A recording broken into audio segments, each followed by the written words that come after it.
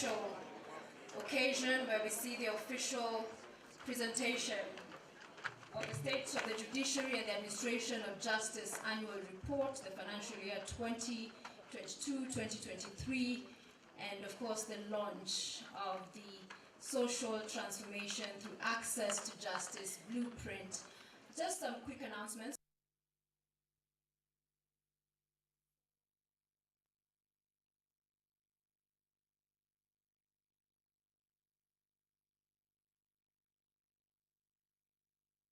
Name tag. So in case you have any issue, need any assistance, any query, please, you'll see them across the aisle around this tent, black and red, black and white, sorry, with the red name tags. They'll be ready and at hand to assist you.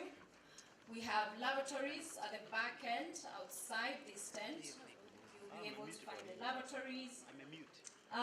During the procession, march by judges, the ceremonial dome and placement of the mace, we will be requesting all of us to kindly be upstanding, and of course as well, and I see the Chief Justice, the Deputy Chief Justice, Prime Cabinet Secretary, our chief guests. Let's be upstanding as we receive them. GSU Banch tafadhali.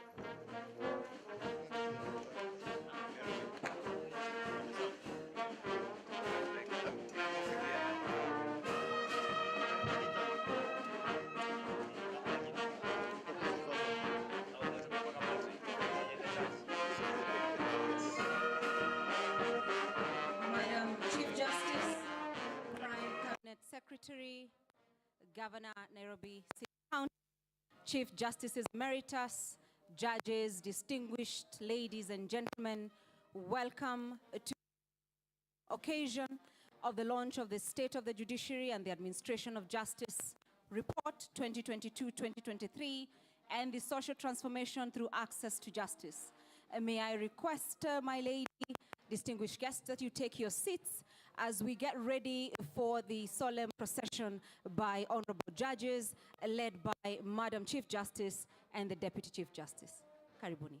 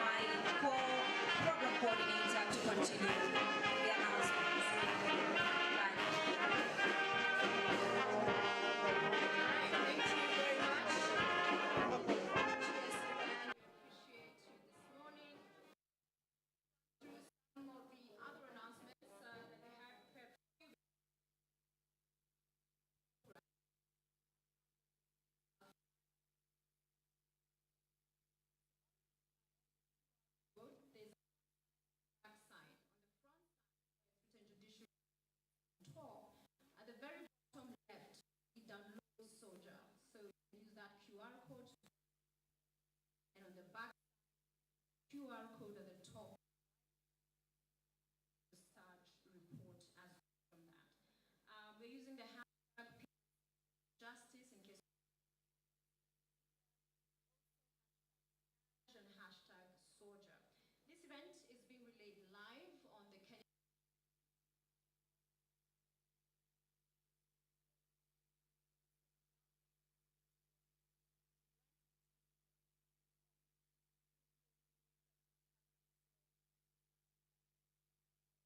Let's keep that in mind, and of course,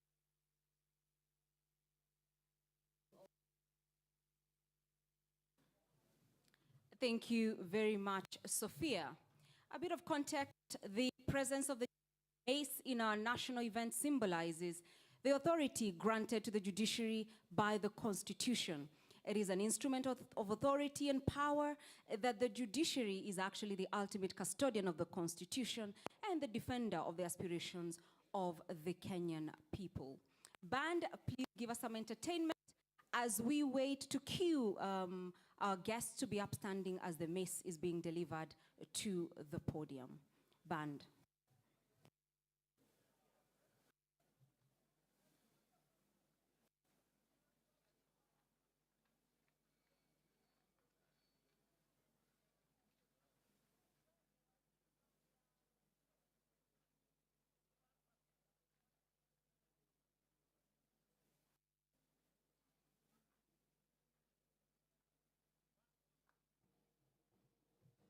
May I request you to be upstanding, to pay respect to a symbol of authority, the Kenyan judiciary, the judiciary mace.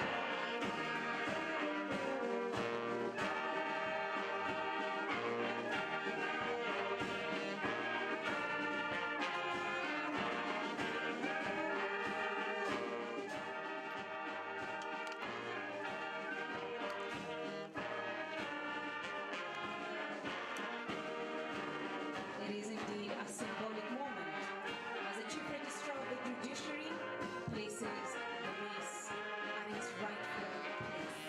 I will request that we remain upstanding to allow our judges to settle in their seats as we formally commence these proceedings for the national.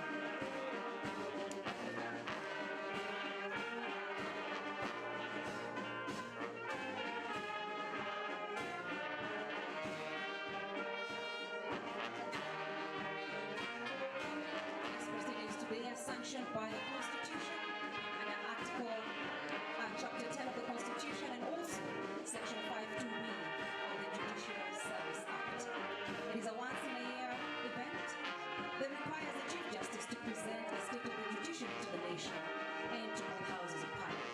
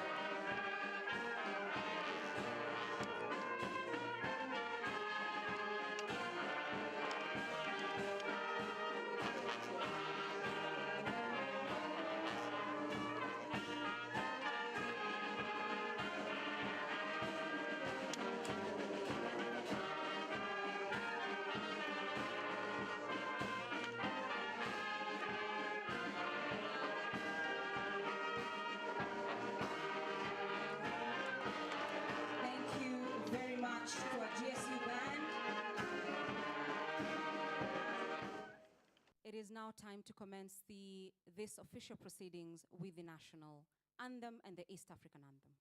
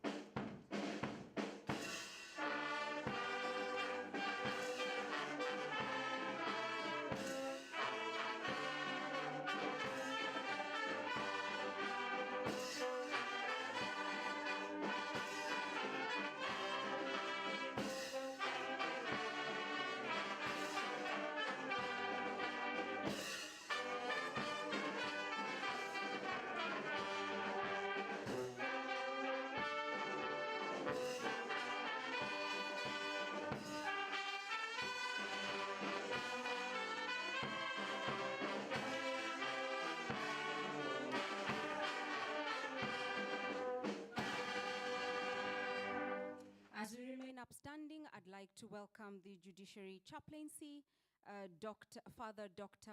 Martin Nganga, and one of our elders, Tumpes Oleporia, to lead us in opening prayer.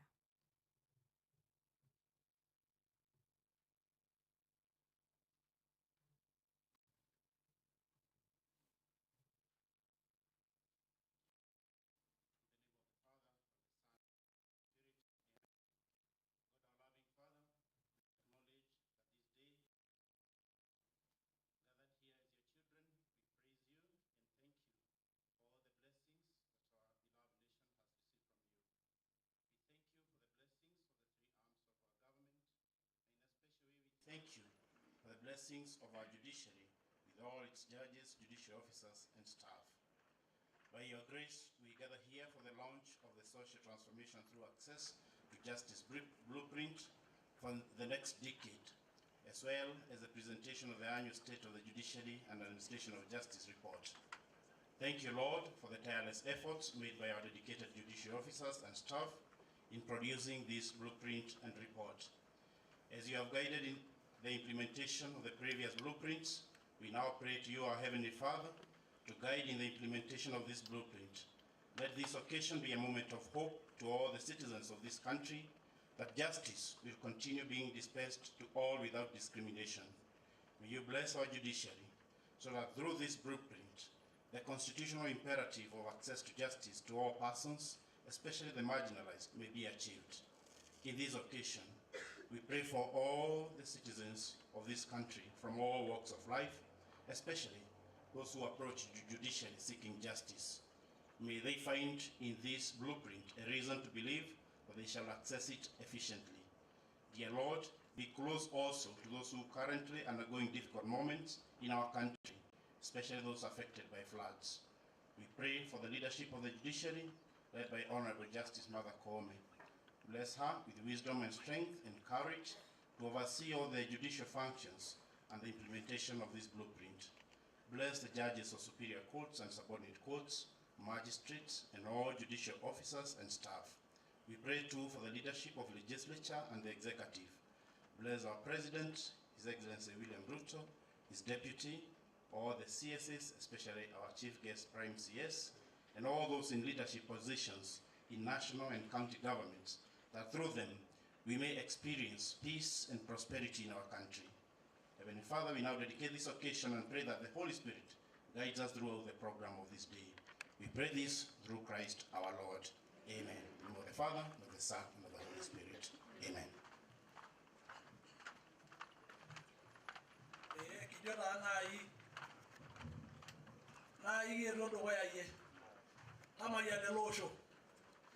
na ita mayana kulorwana bok me mwe no shoge gete me ga da kai ore bok na igita sayaye tada mu kulorwana bokin tada mwana kotini injo me da samba subati tada mu serikali ya Kenya tada mu president la William Ruto tada mu olodi lenye tada mu kulorwana bokin aijo yo mum kijashe tada musini jarma sayna namingwa na ijo na yoge mbirisino ndi me yo amena gaita karna yeso kito mono ye. Amen. Chief Khan.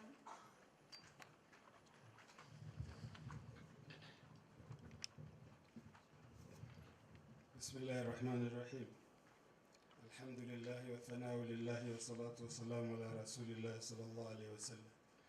In the name of Allah, the Merciful, the Beneficent, Lord of the day of recompense, guide us in the straight path, the path of those who you bestowed you favors, not the path of those who've earned you anger. All praises to Allah, the originator of all heavens and the earth, who appoints the angels as messengers, having wings and twos, threes, and fours. Allah adds to the creation what He wills. Indeed, Allah is all-powerful over everything. Our Lord, grant us from yourself mercy and provide us with guidance in our matter. Allah, we are gathered here today in dedication of this, the STAJ, the Social Transformation document and policy for the judiciary, as well as launching the blueprint for the organization. Allah subhanahu wa ta'ala, the judiciary, with the leadership of the Chief Justice, has endeavored to command and to entrench justice in the Republic of Kenya. Allah guide us, and we dedicate this event so that we are able to establish and to fulfill your requirements to do justice to all. Allah subhanahu wa ta'ala, your name is the justice and you command justice.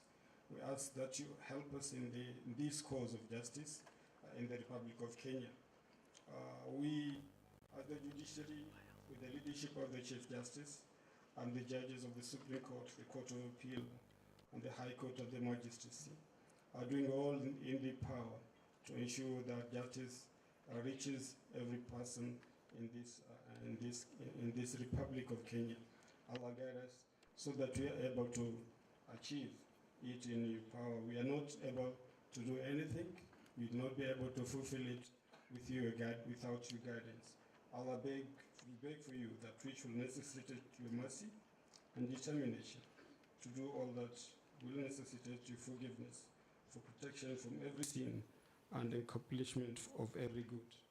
ربنا آتنا في الدنيا حسنة وفي الآخرة حسنة وقنا عذاب النار وصلى الله على نبينا محمد وآله وصحبه وسلم. Thank you very much. You may take your seats. Honorable Chief Justice, Your Excellency Prime Cabinet Secretary, Deputy Speaker, today we are honored to have distinguished guests among us.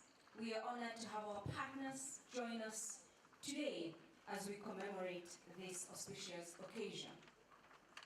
Honorable Justice Martha Koome, Chief Justice and President of the Supreme Court of Kenya, Honorable Philomena Mbetemwilu, Deputy Chief Justice and Vice President of the Supreme Court of Kenya, His Excellency Honorable Musalia Mudavadi, a Prime Cabinet Secretary and Cabinet Secretary in charge of Foreign and Diaspora Affairs, Honorable Gladys Sholei, a Deputy Speaker of the National Assembly, Honorable Justice Dr. Willy Mutunga, Chief Justice Emeritus of the Republic of Kenya, Honorable Justice David Maraga, Chief Justice Emeritus of the Republic of Kenya, Honorable Lady Justice Nancy Baraza, Deputy Chief Justice Emeritus of the Republic of Kenya, judges of the Supreme Court are present, His Excellency Johnson Sakaja, Governor, Nairobi City County, Professor Njuguna Ndungu, represented here today, Cabinet Secretary, the National Treasury and Economic Planning, Honorable Moses Kuria, also represented, Cabinet Secretary, Ministry of Public Service, Performance and Delivery Management, Mr. Renson Igonga, Director of Public Prosecutions. I see our Cabinet Secretary, Honorable Murkomen. Cabinet Secretary is present. A Vice Chairperson and members of the Judicial Service Commission. Chairpersons and members of Constitutional Commissions present. Honorable Gitonga Murugara, Chairperson of the National Assembly Committee on Justice and Legal Affairs. Honorable members of JLAC. Senator Wakili Hilary Sigei, Chairperson of the Senate Committee on Justice, Legal Affairs and Human Rights, and members of the Senate Justice, Legal Affairs and Human Rights Committee. Honorable Anna Madi, Chief Registrar of the Judiciary. Dr. Korir Singoei, Principal Secretary, State Department of Foreign Affairs, represented by Ambassador Helen Gishuhi. Madam Salome Wairimu Muhia, Principal Secretary, State Department for Correctional Services. Mr. Ismail Maalim Made, Principal Secretary, State Department for Youth Affairs and Sports. All Principal Secretaries here present, our national leaders present, members of the County Assembly and senior county officials. Honorable Justice Daniel Musinga, President of the Court of Appeal. Honorable Justice Eric Ogola, Principal Judge of the High Court. Honorable Justice Oscar Ngote, Presiding Judge of the Environment and Land Court. Honorable Justice Byra Mungaya, Principal Judge of the Employment and Labor Relations Court. Honorable judges present, Honorable Lady Justice retired, F.U. War. Judicial officers present, Honorable Deputy Chief Registrar, Honorable Registrars, Directors, Heads of Units of the Judiciary, Excellency Ambassadors, Heads of Missions, members of the Diplomatic Corps, esteemed development partners, Dr. Fredo Jambo, Chairperson of the Senior Counsel Bar, and distinguished senior counsels present, Madam Helen Namisi, Chairperson of the Law Society of Kenya, representing the President of the Law Society, members of the Law Society Council, members of the civil society, our elders representing the alternative justice systems, all our members of the court users committees, members of the National Council on Administration of Justice, members of the STAJ and SOJAR committees, Mtoto News and the children in our presence, wonderful colleagues and members of the judiciary family, members of the press, friends, family, compatriots following these proceedings. Good morning. I welcome you all today to this year's presentation of the State of the Judiciary and the Administration of Justice report. Today, we will also witness the launch of the social transformation through access to justice blueprint that will guide operations in the judiciary for the next decade. Our mantra today is that Kenya is changing the face of justice. And Kenya is putting people at the center of justice operations. This year's SOJAR presentation is especially poignant because it marks the ultimate duty by the Chief Registrar of the Judiciary, who has served this institution exceptionally and steered the administrative elements of the judiciary for the last 10 years. The Chief Registrar has been a pillar of stability, continuity, and strategic stewardship in the judiciary, and has also presided over core national transition moments with exceptional poise and statesmanship. I have the honor to welcome Honorable Anna Madi to the stage to deliver her valedictory address. To honor her duty to our country and to the judiciary, may I request that we all be upstanding to usher the Chief Registrar's swan song moment. Thank you, Honorable CRJ.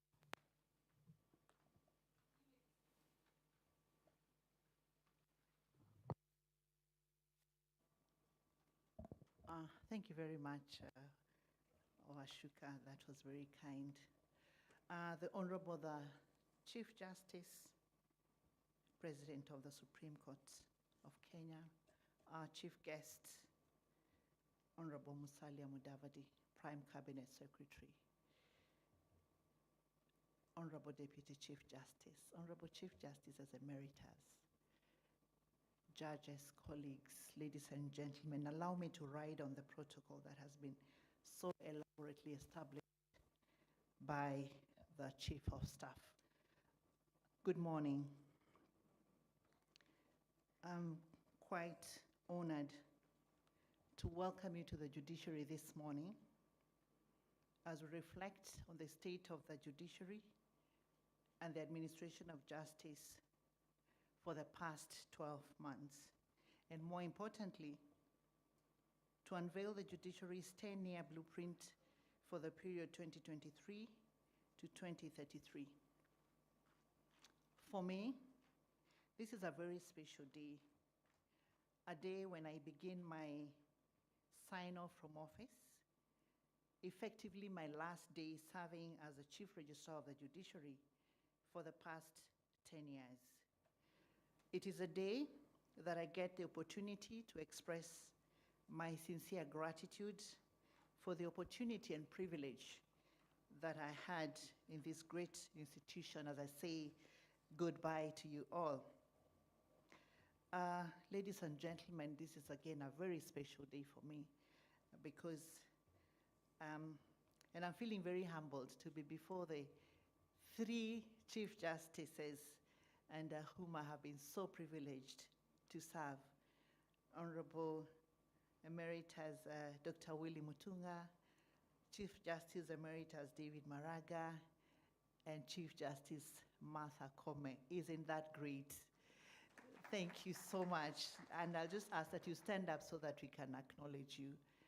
Thank you so much. I'm truly, truly humbled to be before you this morning. I just want to thank you for the opportunity that you gave me to serve, for allowing me to make my mistakes and to learn, and here we are today.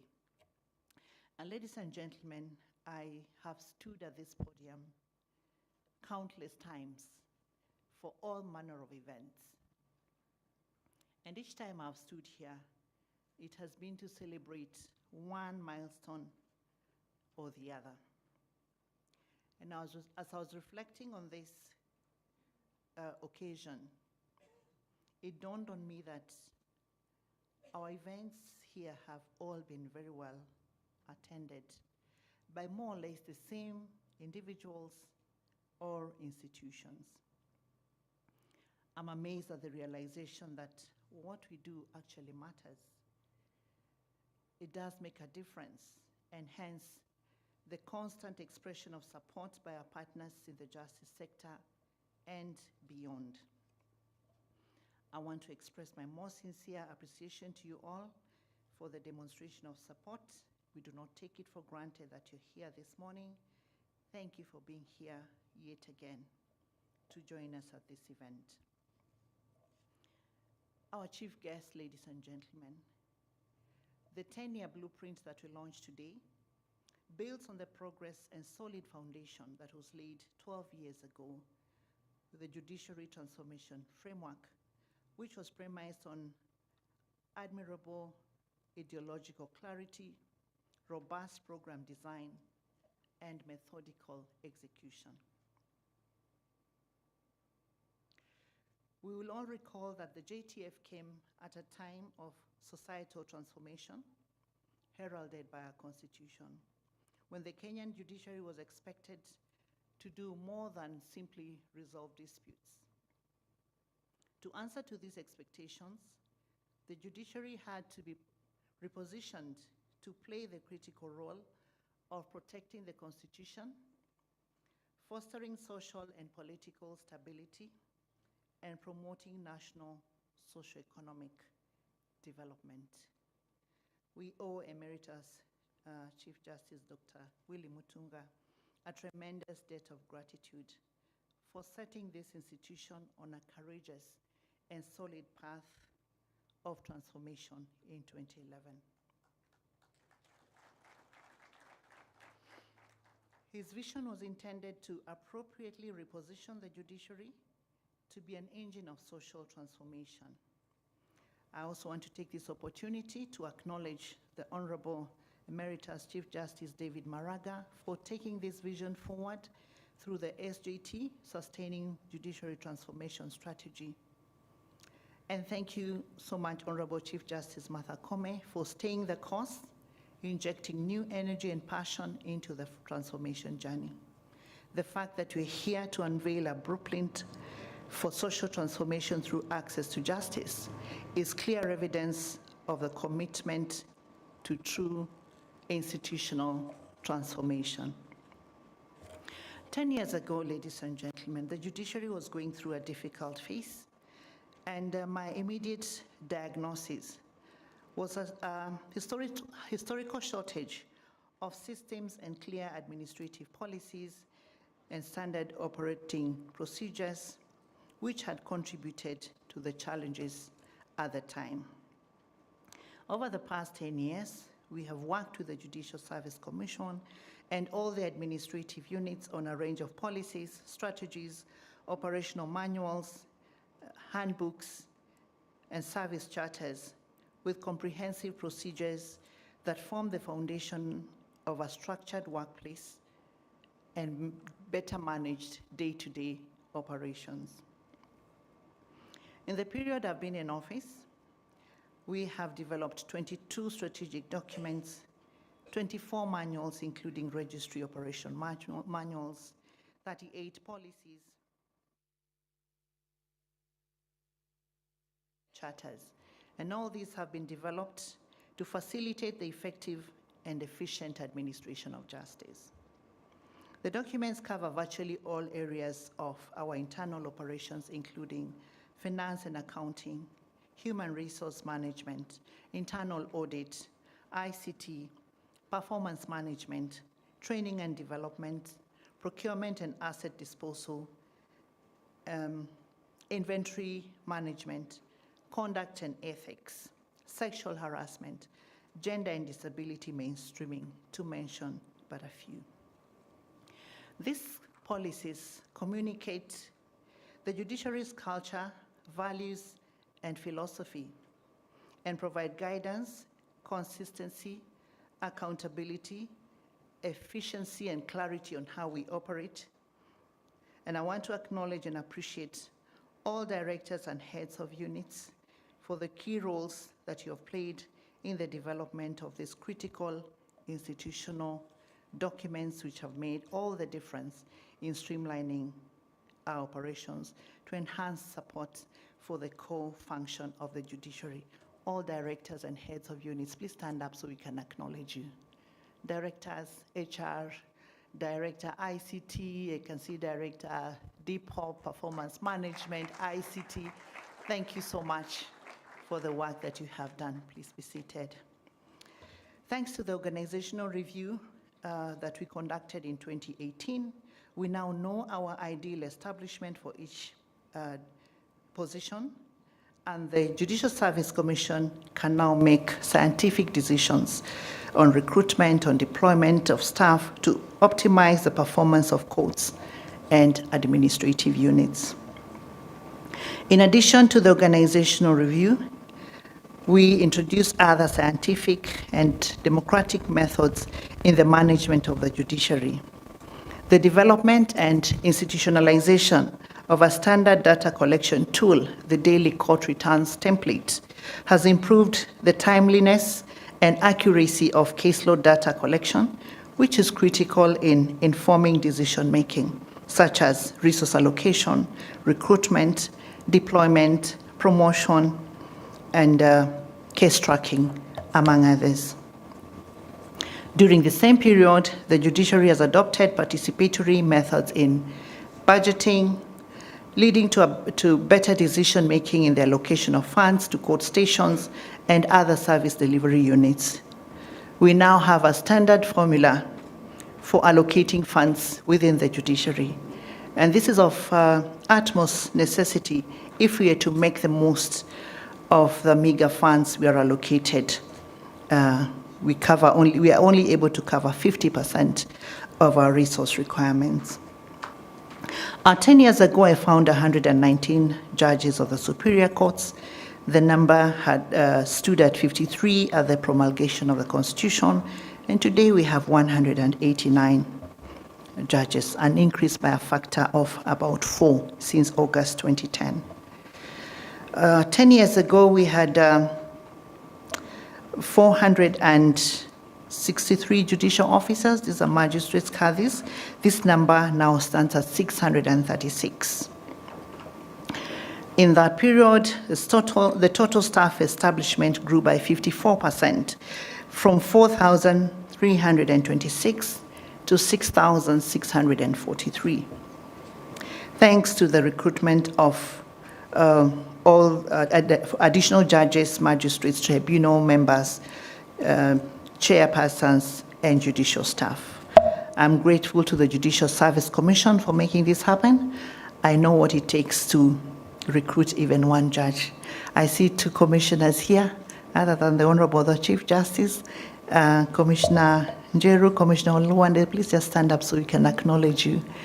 Thank you so much for the work that you do. Thank you so much for the support that I have received from the Judicial Service Commission.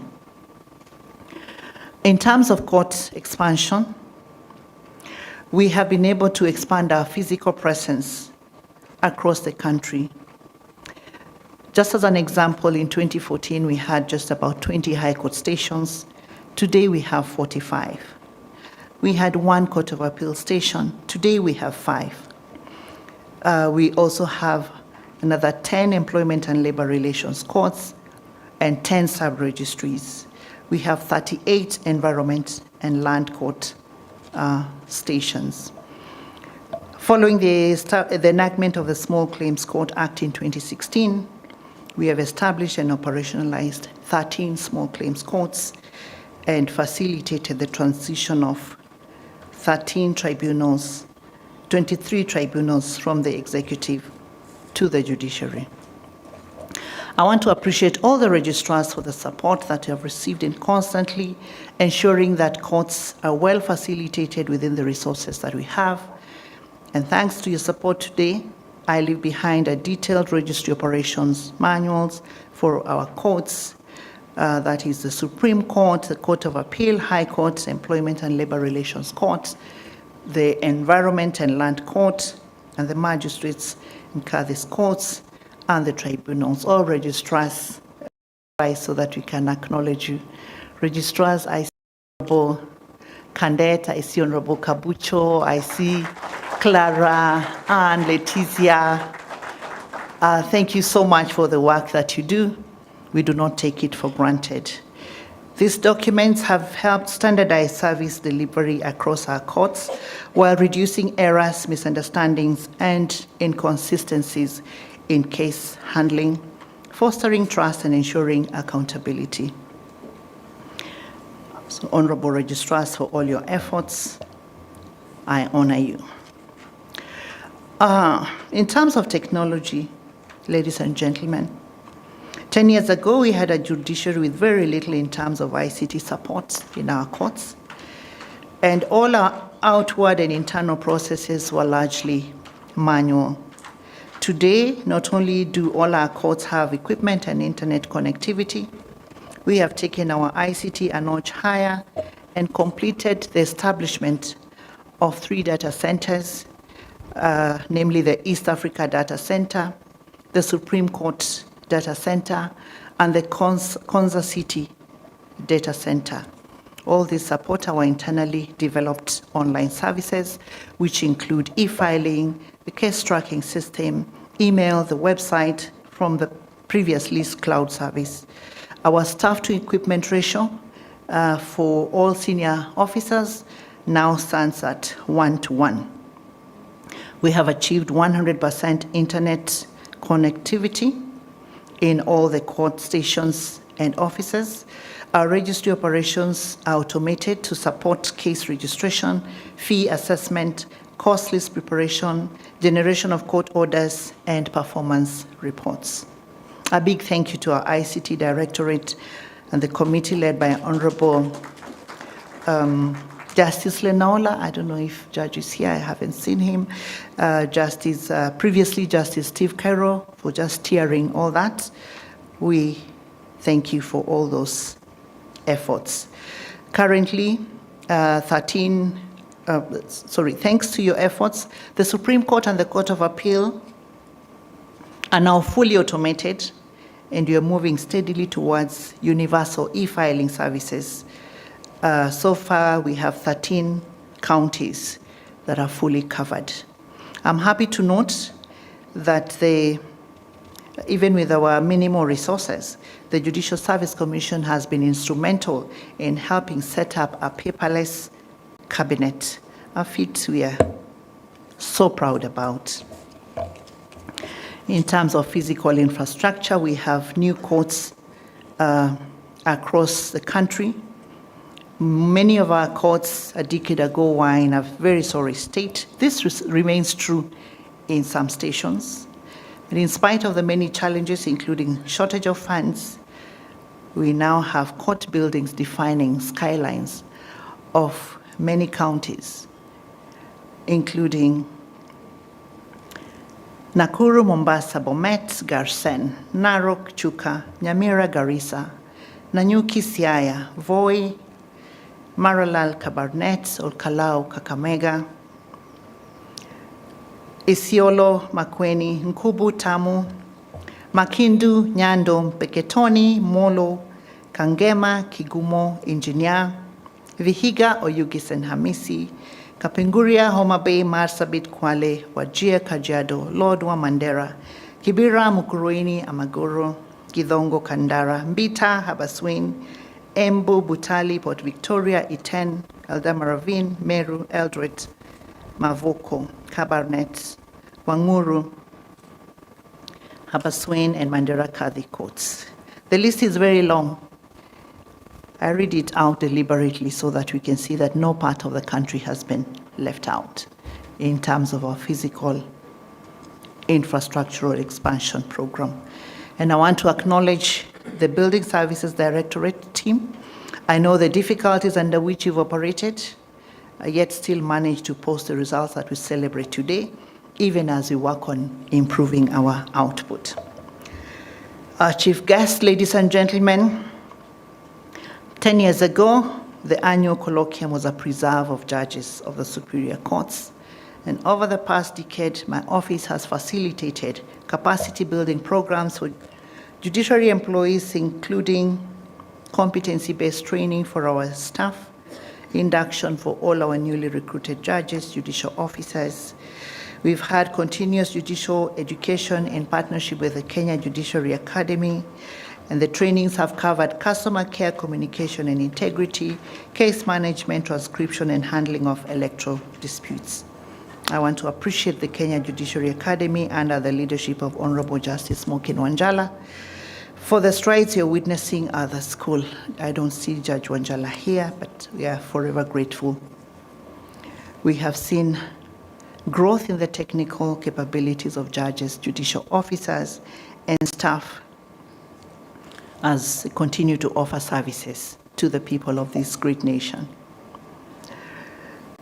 10 years ago, our courts were run by magistrates who had very little preparation, and they were placed in leadership and management of court stations.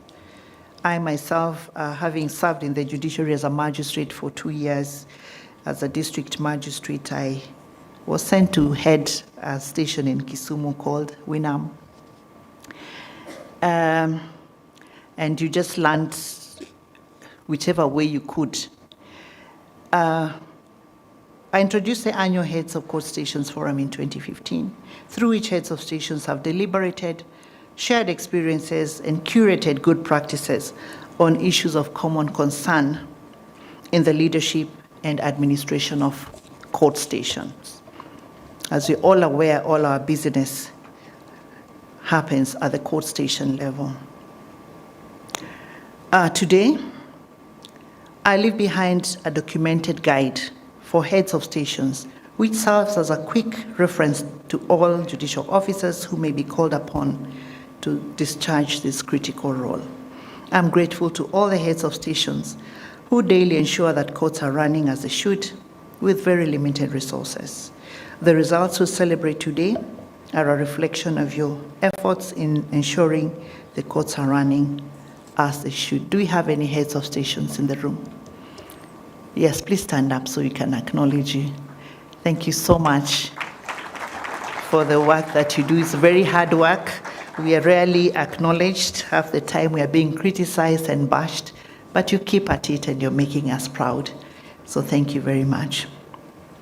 As I leave the judiciary today, all magistrates and cadis have their own annual colloquia, and through the staff training committee, training opportunities are now available to all cadre of staff, equipping them with the critical knowledge and skills to do the work that they do.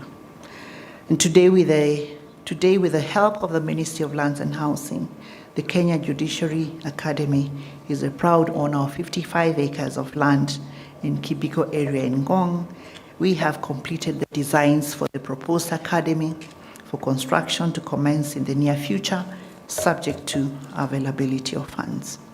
Distinguished guests, ladies and gentlemen, I'll just have to say something about the National Council for the Administration of Justice, which 10 years ago was barely operational.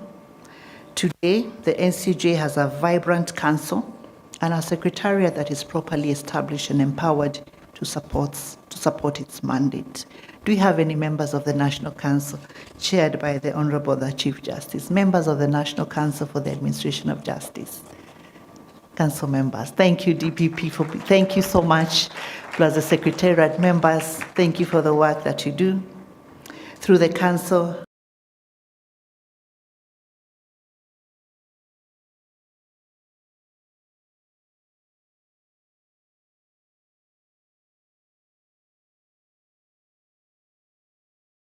I know that we still have a lot of challenges, but together we will get there. Do we have any members of court users committees who have come to support us this morning?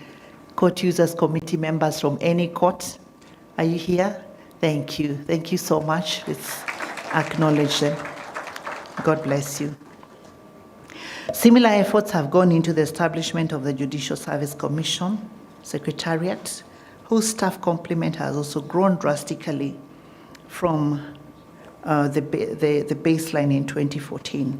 And working closely with the Commission, we have recently managed to move the Commission to more spacious, more dignified offices at the Central Bank of Kenya Pensions Towers, which is a quantum leap for the Commission's from the Commission's humble beginnings at the prefabricated offices on the second floor of the Supreme Court building. In terms of terms and conditions of service and employee welfare, ladies and gentlemen, there is a reason for the skill movement in the justice sector. There is a reason it is unidirectional towards the judiciary. We have moved the judiciary to being one of the best in staff welfare in the public sector. Our mortgage facility has so far disbursed more than 6.6 billion shillings, while the car loan scheme has disbursed more than 709 million to judicial officers and staff. We have also established a psychosocial support unit that has handled over 500 individual cases since the unit's inception in January 2020. And needless to say, the scope of enhanced benefits is a privilege that very few have. And so to my colleagues in the judiciary, I can only say that the public has done its part. They deserve corresponding improvement in our output, in our fairness, and in our integrity. In terms of budget, 10 years ago, we were at 15.7 billion. We have worked very closely with the National Assembly in the exercise of its power of the purse, and I believe when the budget stands at 21.2 billion, with the Judiciary Fund now operationalized, its teething problems notwithstanding. We are still operating at 50% of our resource requirement. I'm happy to see the deputy speakers with us here, and we will continue to ask that the judiciary is supported to get there.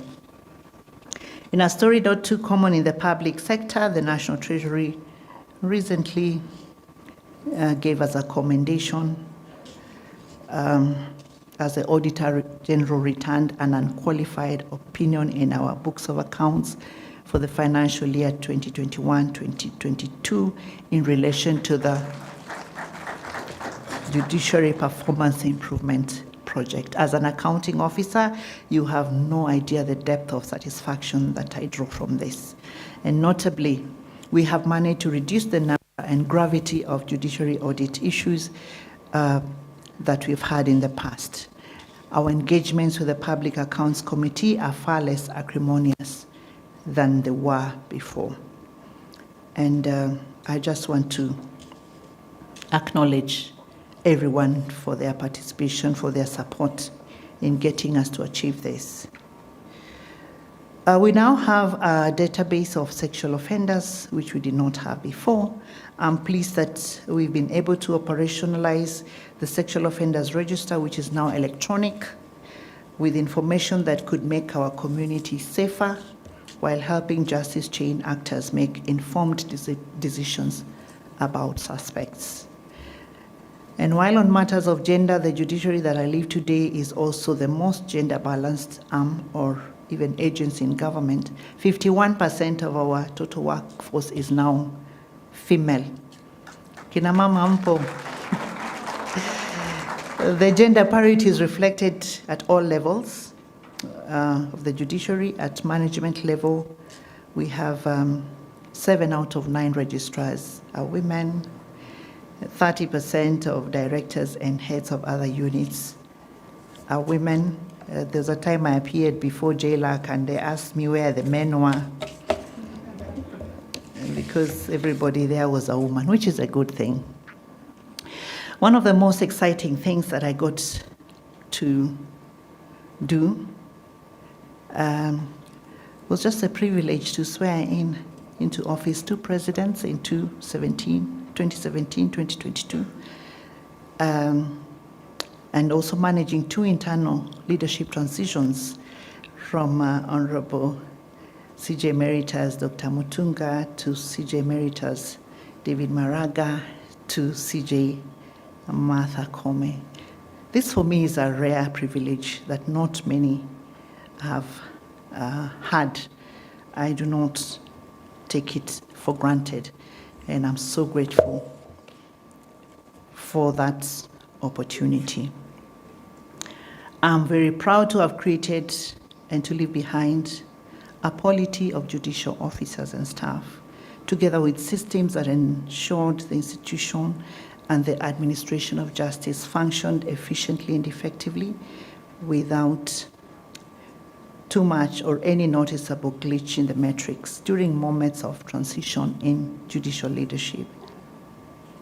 At the national level, my office has developed guidelines on the administration of oath of office to the President and the Deputy President for reference by all who will be called upon to support this solemn occasion in the future.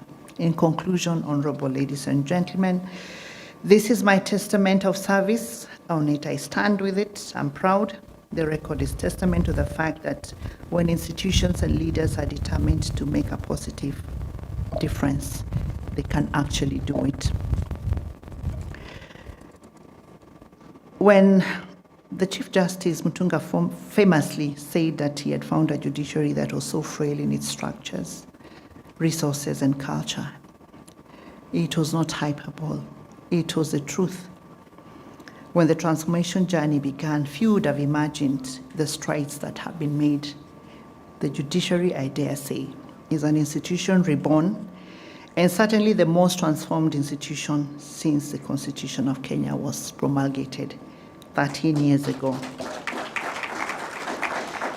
So I walk away today deeply gratified that I've been part of this remarkable accomplishment that we have registered. I thank everyone who has walked this exciting yet challenging journey with me. I can assure you that there have been very many difficult moments when the only thing that kept me going were prayers and support from all of you. I have experienced the true meaning of the grace of God, the goodness of God, and the favor of God. I therefore don't take anything for granted. I don't take your support for granted, everyone that supported me from inside and outside the judiciary. And I just say that as I leave, may God truly and richly bless you. Thank you very much.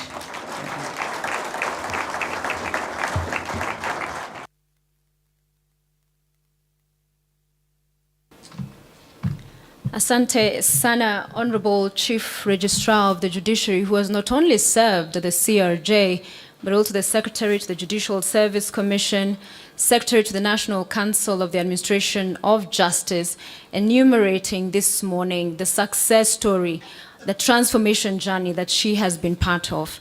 And allow me to seek your indulgence, Honorable Chief Justice, distinguished guests, and request us all to be upstanding and take a moment to appreciate and recognize and celebrate Honorable Amadi even as she exits the office of CRJ. So I want us to do it in a style. So this is how we're going to do it, okay? So 1, 2, let me take us through it. So 1, mbili, twice, right? Tatu. Then funga, we'll clap 4 times. And funga is to symbolize the end of your chapter here. And then fungua, we'll clap 5 times to symbolize the new chapter in the days ahead. All right? Tuko pamoja? Tuko sawa? All right. Moja, mbili, tatu, funga, fungua. Excellent. Thank you very much. You may have your seats.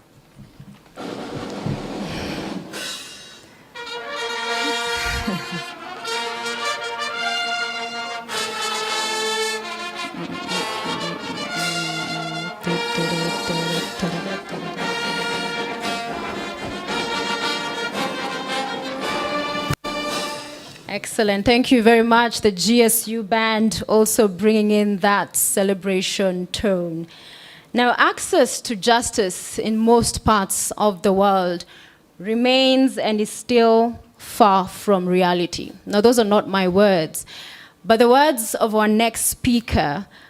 During a discussion on Spice FM yesterday morning that I happened to catch, and it was a conversation focusing on changing the face of justice to focus on people-centered approach. And I bet he and all of us here today can attest today that Kenya is on the right track in as far as addressing the justice gaps that exist. And so thanks to the Chief Justice's vision, social transformation through access to justice, whose blueprint will be launched today. And so ladies and gentlemen, please help me give a warm welcome to Dr. Sam Muller, who is the Chief Executive Officer, Hague Institute for Innovation of Law. Karibu sana.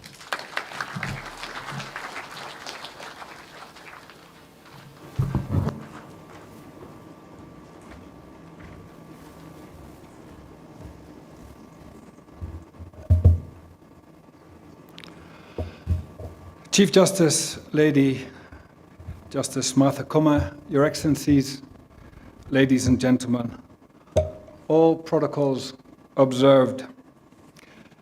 It is with humility and pride that I stand here. Humility because of the unparalleled ambition and courage that the social transformation through access to justice blueprint embodies.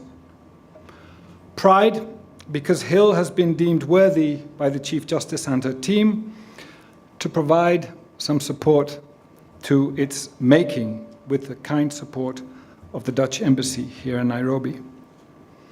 Humility also because 45 years ago, I last sung the lines Haki Iwe Ngao na Mlinzi of the Kenya National Anthem at the Hospital Hill School here in Nairobi.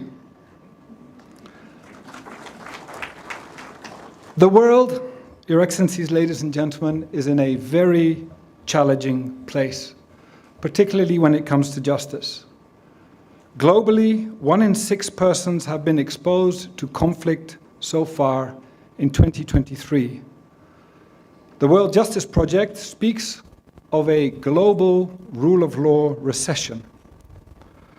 Over 6 billion people, that's 75% of the world population, live in countries where rule of law is declining. That is where we are. But I will not delve deeper into crisis. Instead, I want to talk about hope and improvement. Because behind all this, a movement for change has started that is gaining momentum. And within this movement, Kenya, led by the Chief Justice, standing on the shoulders of her predecessors, is leading the way to closing the justice gap.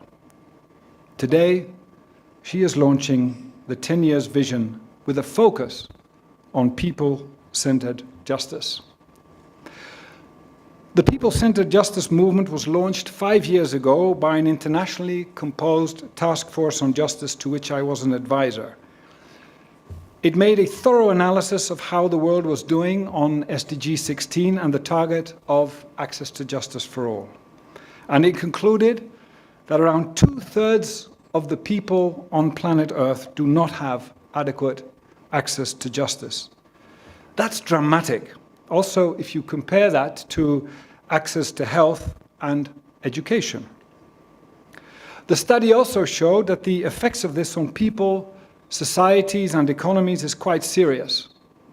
Health, social cohesion, and economic development would all be in a much better place if conflict prevention and resolution worked better. The task force concluded that more business as usual will not solve the problem. It therefore formulated a new approach that puts delivering outcomes that people and society need at the center, and it called it people-centered justice programming. This new way of working has 4 foundations. which have also proven to work in other sectors, but which I add are a bit new for lawyers. First, data. For outcomes to be at the center of building strong institutions, you need data about the justice needs and experiences of people. What are the most frequent justice problems? How do different groups go about dealing with them? Do they get what they need? What is the impact on their lives? With such data, outcome-based targets can be set, and progress towards meeting them can constantly be monitored. The second pillar is evidence-based working. What works best to solve land problems, family inheritance problems, disputes between tenants and landlords? Building an evidence-based working culture and the capacity to constantly learn and share what works best will create a justice system that constantly improves. The third pillar is innovation. If you know what the problems are and who has them, and if you have a repository of evidence-based interventions that work, you need to constantly develop the capacity and have the best organizational models to get those interventions to the people that need them, when they need them, against a sustainable funding model. That means thinking beyond courts and law firms, harnessing the latest technology, and constant research and development.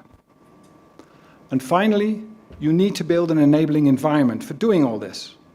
Political support, support in society, more effective funding mechanisms, a regulatory environment that opens up the justice sector to innovation and to other players besides judges and lawyers, cross-sectoral collaboration mechanisms that help Parliament, Judiciary, prosecution, legal aid, victims protection, the prison service, grassroots providers, ministries of finance, ministries of local government, counties, and many more to work together on realizing the justice outcomes that have been set. And you need really good people who are proud to work on this, who feel empowered, and who can constantly grow and learn. This urgently needed transition is not an easy one. Almost all justice systems in the world are overburdened and underfunded. The change makers in these systems do all they can to keep the system going, with very little capacity to work on change. A Kenyan judge I recently spoke to told me that he chronically works 6 days a week. Many change makers all over the world feel trapped by complex rules and fact-free politics and media reports. They experience a sector that is fragmented and that lacks the data to prioritize and to measure and show success. And, very importantly, very few, if any, judiciaries have R&D and innovation budgets. At the same time, it's starting to become clear in Kenya and in other countries how much potential there is for significantly increasing access to justice in this way, based on these 4 pillars. And we also see that an increasing number of justice providers is rising to the challenge, and Kenya is leading. The STAJ blueprint is truly an amazing document. Like no other current justice strategy, it seeks to provide responses to most of the complex challenges I highlighted above. It deserves and requires all our support. The blueprint is about Utu-centered justice, human dignity that demands that justice resolution and prevention is available for all Kenyans. It seeks to widen and open the doors of justice for everyone. Over 7 million Kenyans require justice each year. Land disputes, family matters, debt issues, crime, employment issues, and more. Unfortunately, less than half find a fair resolution, like in most countries. But the blueprint takes ownership of the full 7 million and not, like in most judiciary strategies, only the cases that come to courts. To achieve this, it champions what is called a multi-door approach, in which state and non-state justice providers work together to deliver the justice outcomes needed. As the blueprint beautifully words it, and I quote, "Justice, like water, needs to flow freely and uninhibited, permeating the cracks and crevices of society and touching every life it encounters." This quote's going to find a place in our office. The strategy envisions further developing the already impressive data capacity of the Kenyan judiciary. It anchors evidence-based working and the capacity for innovation throughout. It sets clear parameters for collaboration across institutions in the realization of the agreed outcomes. It recognizes that the work of constantly measuring, learning, and improving will never be finished. New challenges will always emerge, so it provides the foundation for a constantly learning justice sector that could adapt to change when that is needed. Excellencies, ladies and gentlemen, it is imperative that the necessary funding for the implementation of this strategy is organized.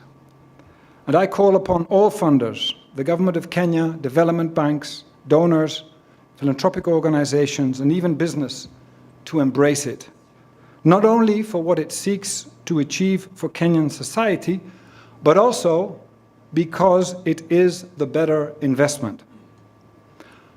The blueprint shows what much of the funding will be needed for: R&D, innovation, anchoring people-centered justice capacities like data collection, evidence-based working, innovating, and coordinating across agencies, both formal and informal. The data-driven approach it takes makes investing and managing funds more effective if compared to the way it has been done up till now.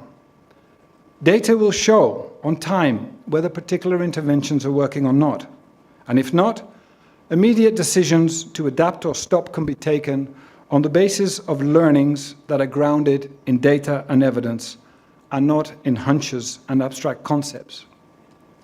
The approach also provides a foundation to develop sustainable funding models for justice delivery. All this should give the government and other funders more confidence to invest. I sincerely hope that they will also be part of the transition that is being proposed. Excellencies, ladies and gentlemen, let me come to a close. There is no doubt Kenya is leading when it comes to people-centered justice, and in fact, Africa is leading. I was in Nigeria last week, where 3 states are implementing impressive people-centered justice responses. In Ethiopia, a national plan focusing on community justice is being rolled using the same approach. It will inspire the leaders there and in other countries to know that one of the most impressive strategies to close the justice gap is being launched today. The blueprint is also a blueprint for others. Haki iwe ngao na mlinzi. Thank you very much for your kind attention.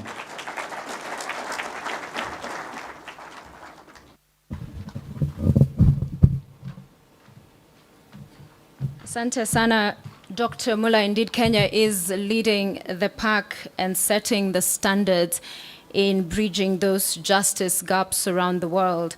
Now, our next speaker has been very vocal about the need to safeguard the independence of the judiciary, and at the same time reiterated the importance of the judiciary to remain accountable to the people of Kenya.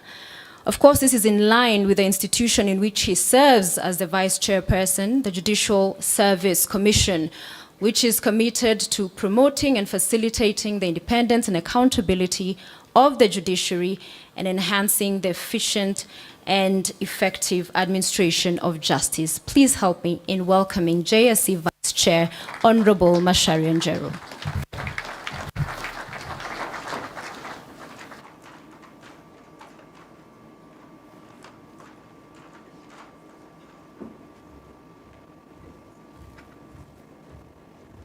Thank you. The Honorable Chief Justice and the President of the Supreme Court of Kenya, the Honorable Prime Cabinet Secretary, the distinguished judges, our judicial officers and our staff, and all the other leaders who are here today, please allow me to adopt the elaborate protocols that had already been indicated here eloquently. Let me start, Honorable Chief Justice, by lauding the efforts that have gone into preparing this SOJAR report. Sometimes it's easy for us to take for granted the work that goes into it. It's not easy. But more importantly, that this is a report of real activities that have been undertaken within the institution of the judiciary. And this is thanks to the efforts of our judges and our judicial officers and also our staff under your able leadership. Because looking at this report, because of course I've had the advantage of seeing it in draft form before it's being launched, there has been massive transformation within the institution of the judiciary. When one says that this is an institution that has changed over the time and on a very massive scale, it is not an exaggeration. There's a lot of work that has gone into it, whether from technological advancement, whether from changing the structures and having alternative dispute resolutions and also alternative justice system, and also how we monitor and evaluate the work of our judges and judicial officers. It is indeed an institution that has grown exponentially, that has become professional, and that is looking both at the present and also the future. So for that, on behalf of the Judicial Service Commission, I wish to thank you most sincerely. Secondly, regarding this vision, the STAJ, Chief Justice, I'll say this because probably you may not know, but I'll let you into the secret, that when you are recruiting the Chief Justices, when you are going through the interviews, what really impressed the commissioners was the vision that you articulated even before you knew whether you would become the Chief Justice. And you talked about STAJ, though probably not in the express words that is captured today, in a manner that was clear that if you became the Chief Justice, you would run with it and you'd be able to achieve massive transformation through access to justice. And that impressed the commissioners, and there was unanimity that you are the right person. I'm particularly happy today, as I stand here, that even before the launch of the STAJ, you already started implementing it. Recently, the Judicial Service Commission had the privilege of going throughout the country, and we interacted with court users committees. It became abundantly clear, Honorable Chief Justice, that it's already being implemented even before the launch. We found all the critical players in the administration of justice, whether the ODPP, whether the police, the elders, the business community, and the lawyers too, that they're all carrying out this vision. And the fact that they're able to do it even before the launch of it shows that they are living it. The spirit is being infused in them, in understanding that it's the interest of the country that we start implementing it. So I have no doubt at all that upon the launch for the next decade, that this is a vision that will find its way through the entire fabric of our society. Now, you have our assurance as Judicial Service Commission that, of course, you do chair, that any policies that are geared towards implementing this STAJ will give it priority. When it comes to allocation of the budget that we are given, in terms of deployment of resources, we'll also give it priority. Let me end by saying three things. Firstly, that, and this is for all the leaders who are here present, it is in our interest, let us be selfish, it is in our interest to indeed ensure that the judiciary is sufficiently funded.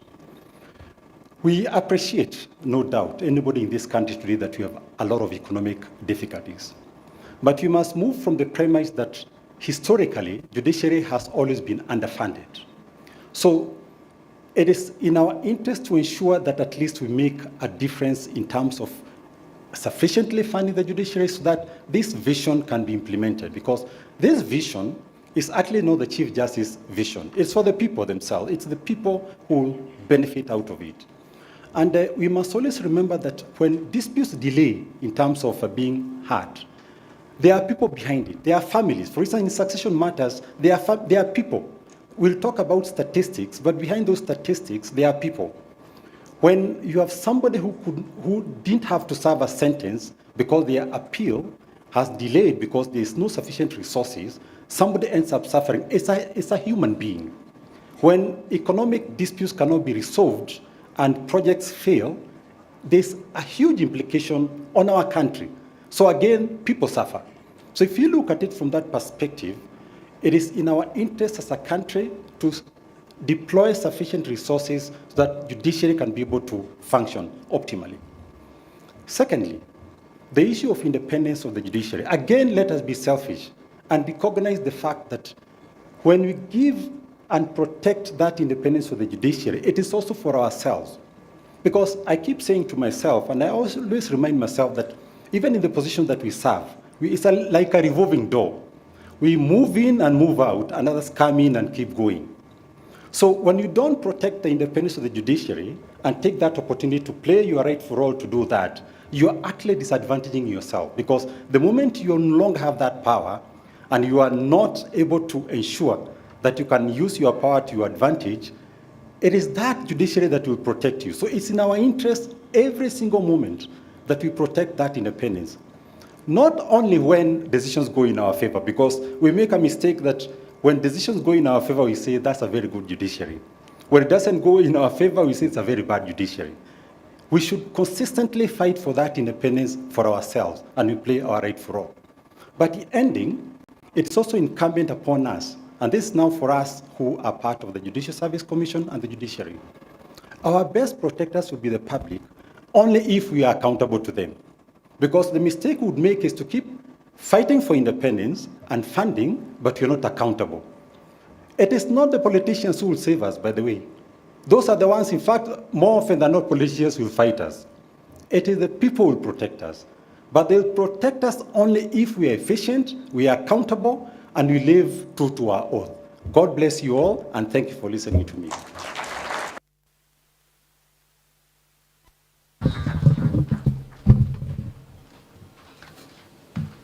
Thank you very much, Vice Chairperson, Judicial Service Commission. Now, I want to venture a little bit into Swahili. Na Waswahili walisema, kidole kimoja. And this proverb does speak to the importance of fostering strong partnerships to enhance administration of justice. And indeed, devolved units play a key role in enhancing and improving access to justice by collaborating with the judiciary. Ladies and gentlemen, please help me welcome Nairobi City County Governor, His Excellency Johnson Sakaja.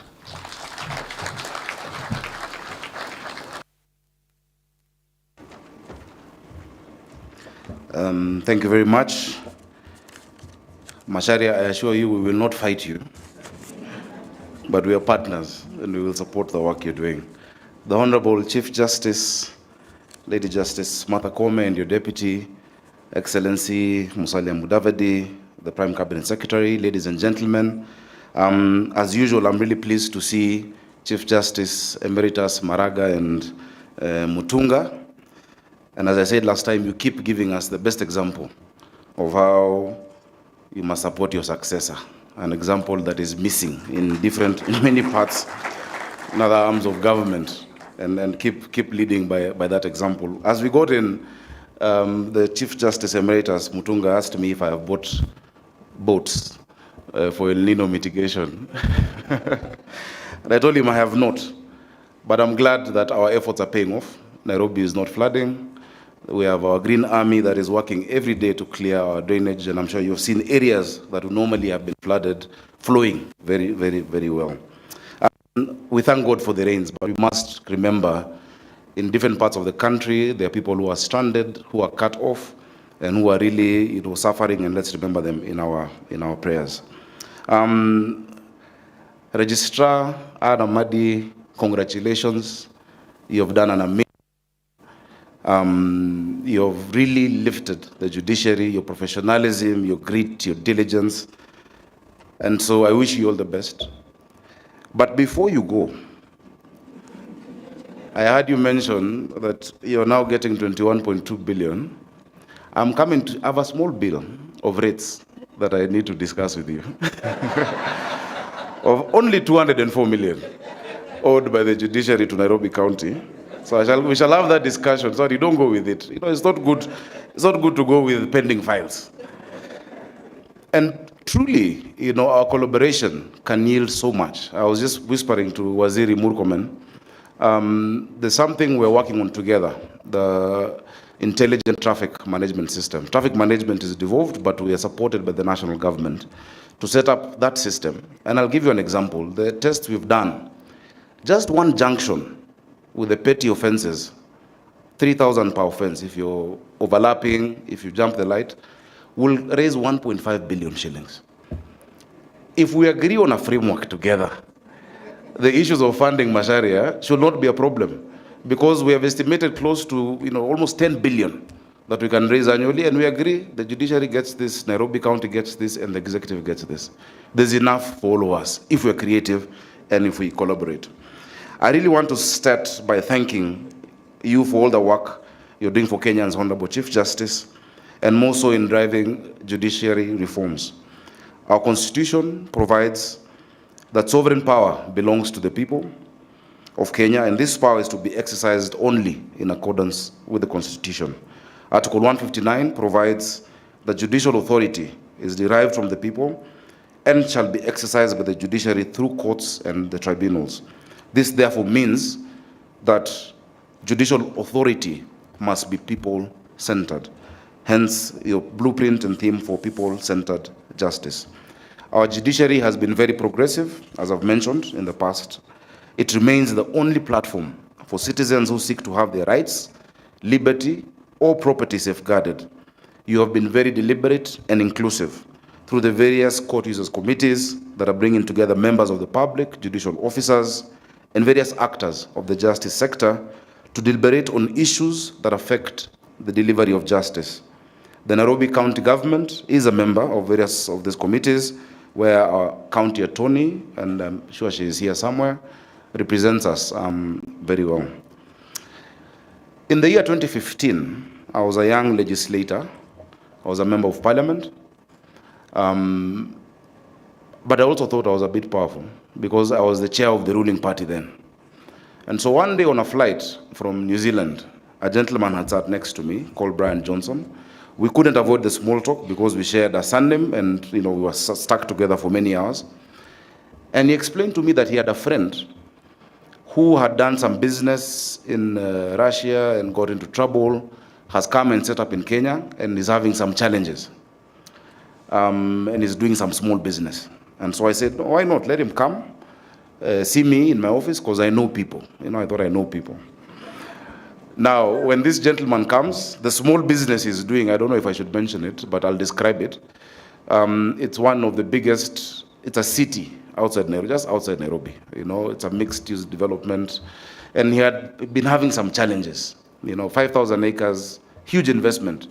So this gentleman comes to my office at the KICC on the 26th floor, and we chat. And he just talks about how Kenya is amazing, how we're the next frontier, how we should strengthen our systems. And then he stands up to leave. And I ask him, Brian Johnson told me you have some issues.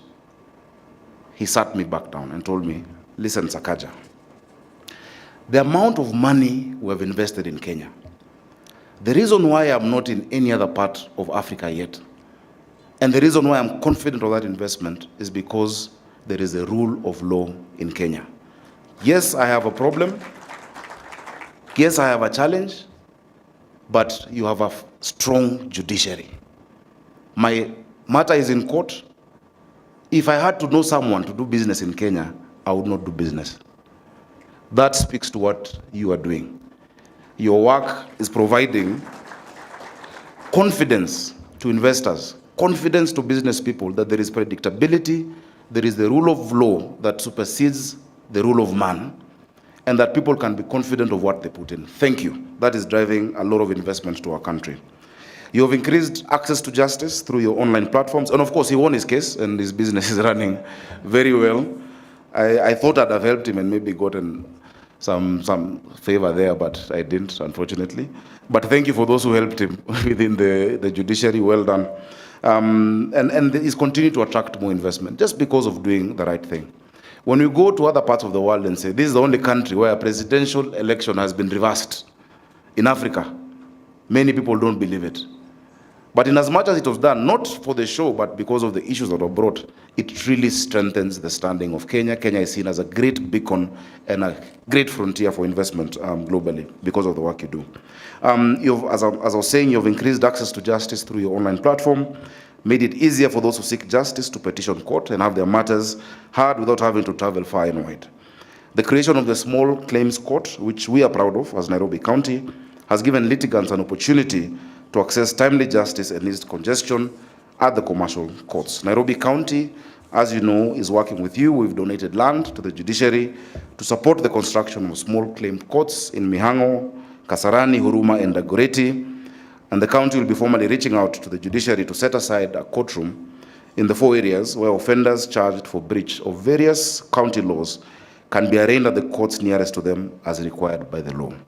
However, I have a little issue, and I think you know. For years, petty offenders in Nairobi have been served right here at the city court. Access to justice means convenience, means quick dispensing of small matters. You know, some even I can't describe. Someone has done that. Now, when we take these people to Milimani, and then it takes another 2 days. And then I think in as much as, yes, the authority belongs to the judiciary, partnering with us to devolve. Devolution is based on the principle of subsidiarity. A service is best offered at the lowest level, compatible with that benefit of the service. Very many Nairobians are being, inconvenienced. Now having to go all the way to Milimani, they're used to us having them here, quickly dispensing with that matter under the authority of the judiciary. I urge you to return the the city court under the direction of the judiciary. But let us sort that out. Because without that, the city slides into anarchy. These small offenses, and let me even remove these spectacles now. These small offenses that need to be dispensed with, when the people realize that we're not able to, we will not be able to uphold rule of law in this city. And we shall slide into anarchy in the capital. I beg you that you can reconsider that. Secondly, and this one, of course, we're dealing with. I was wondering, Chief Justice Emeritus, both of you, when someone has an issue with the judiciary, where do you go? Where do you take the dispute? Because we have a little matter about this parking here. Now, I can't go to court. And we started discussing it. I think we should really find an amicable solution. I know Justice Ouko, my good friend, he has a lot of opinions around that. We can work together. Historically, we have all the records that I have from City Hall from the years.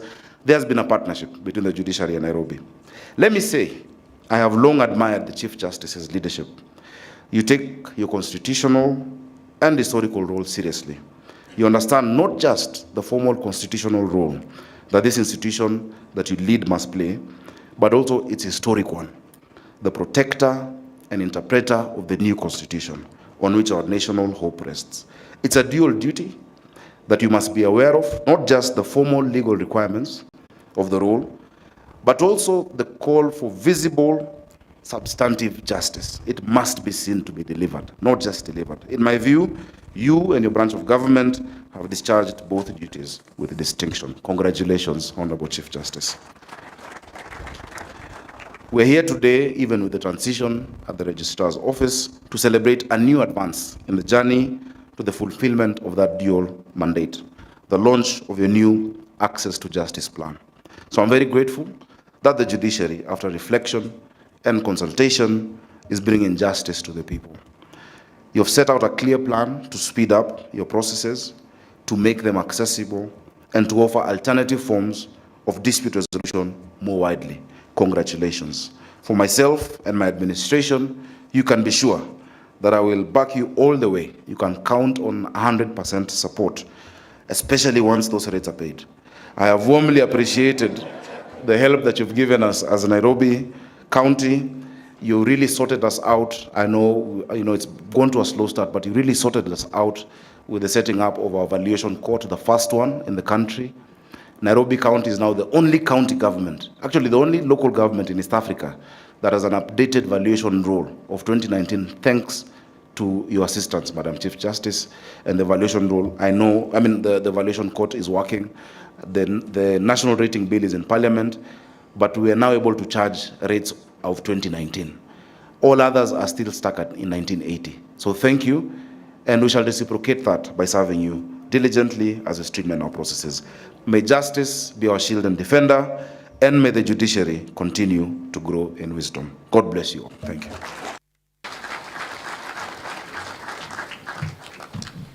Thank you very much, Excellency Governor. Just as you let us in on a secret, I will let you in on one as well.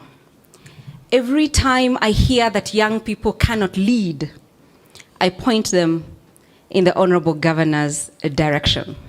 That indeed our super senator, super governor has been leading since he was barely 20. Thank you for restoring hope in the youth of this country. The relationship between the national houses of parliament and the judiciary is a very special one. It is a special one because it is an intersection of accountability that checks and balances power as exercised by either the judiciary or parliament or even the executive. Section 52B of the Judicial Service Act requires that the Chief Justice presents the state of the judiciary and the administration of justice annual report to the Houses of Parliament and also to the public via Gazette notice. Our next speaker represents not just a critical history of the institution of the judiciary, a glowing emphasis that indeed transitions often are complete, and often that intersection and engagement and relationship between institutions must be respected and upheld. It is difficult to speak about the transformation journey of the judiciary without talking about our Deputy Speaker, Honorable Gladys Boss-Sholei. It is a distinct honor, Madam Deputy Speaker, to invite you to give us the Speaker's address. Karibu.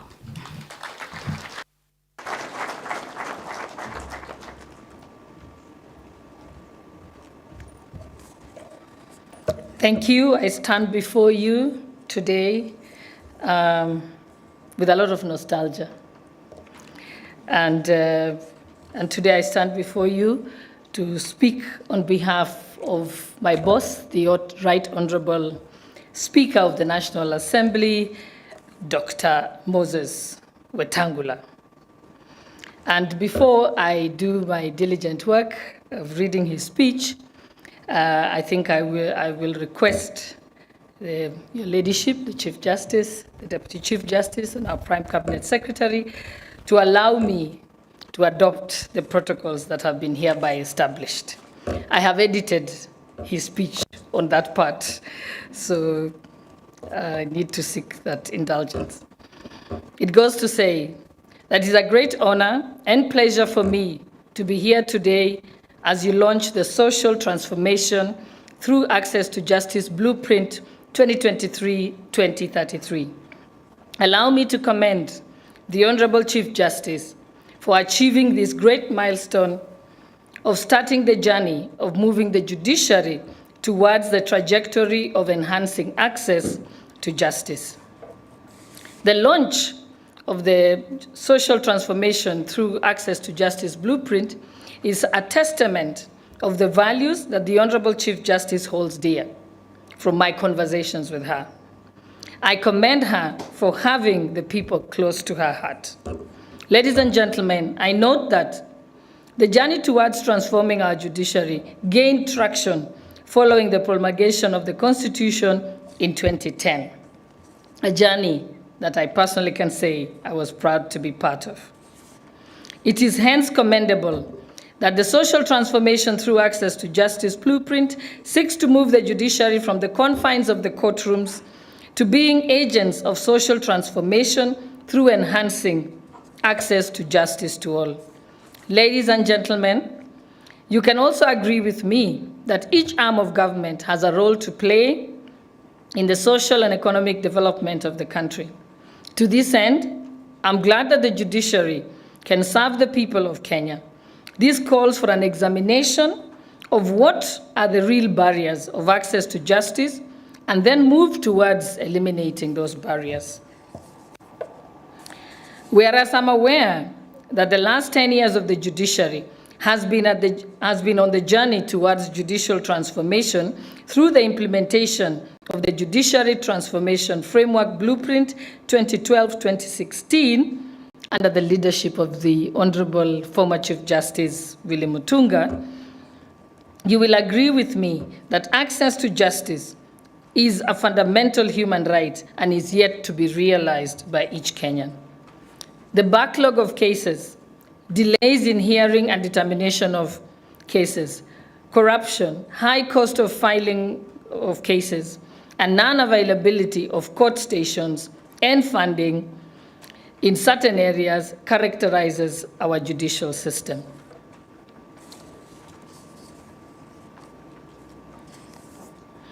Ladies and gentlemen, looking at other comparative jurisdictions in the light of this blueprint that is being launched today, I'd like to bring your attention to Denmark. Denmark is rated the best country in the world with the most effective judicial system.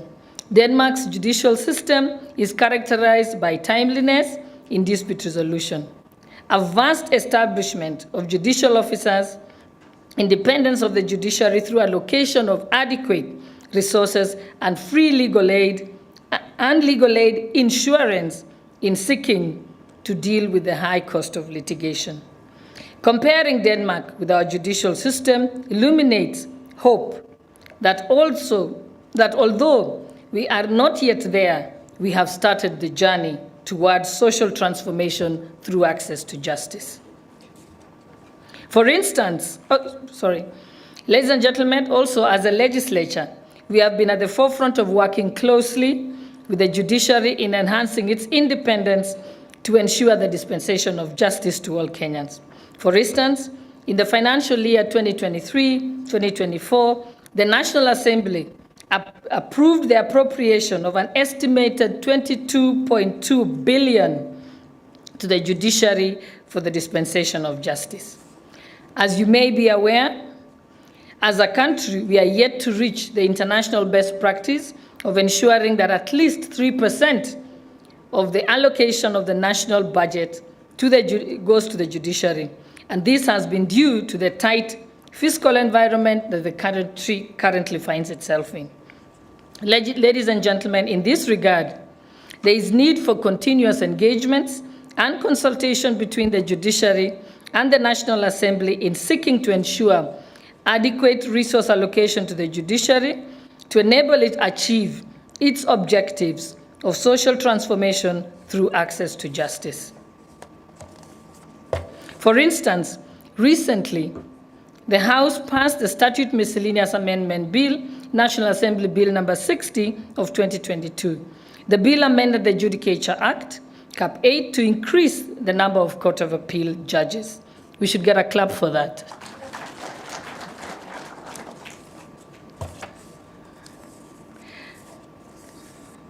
Finally, allow me to reiterate our commitment as a National Assembly in working together with the judiciary to ensure the realization of the blueprint on social transformation through access to justice.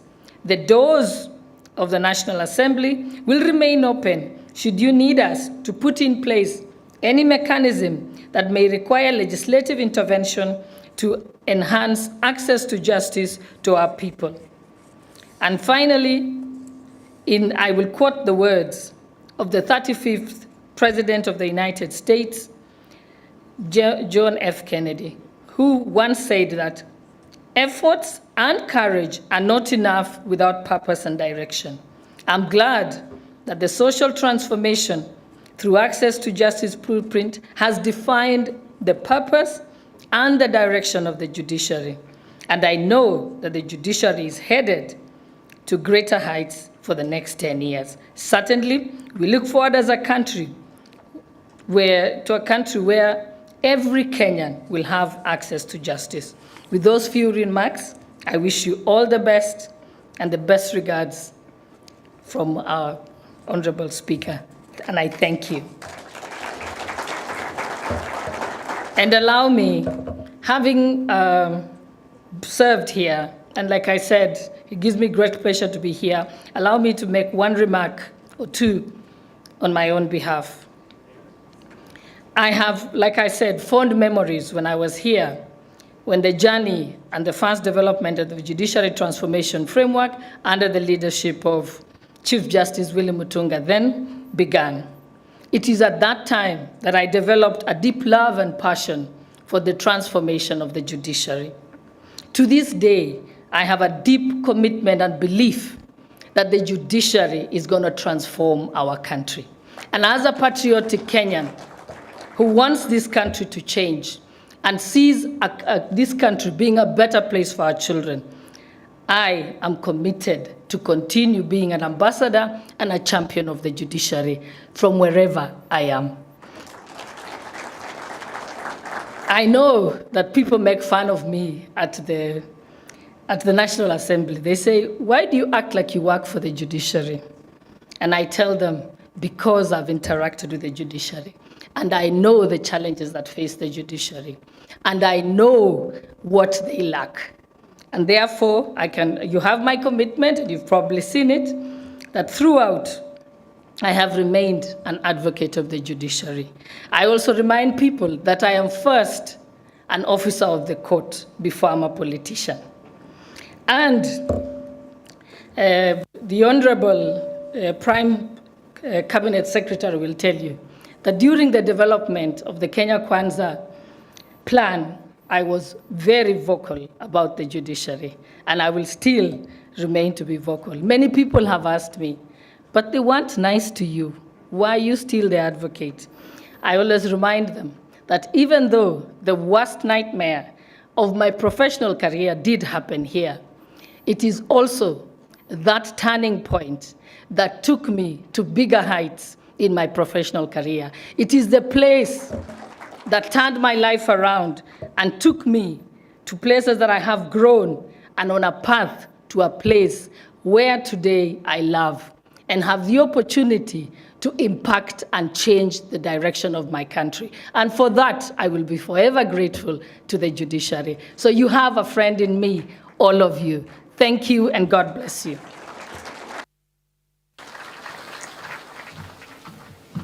Thank you very much, Madam Deputy Speaker, for reminding us that courage indeed is a currency of leadership, for your foresight and inspiration.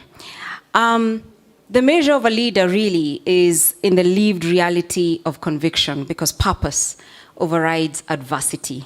We celebrate you and we thank you for setting us on that path of administrative revolution in the judiciary that has led us towards attaining the right of access to justice.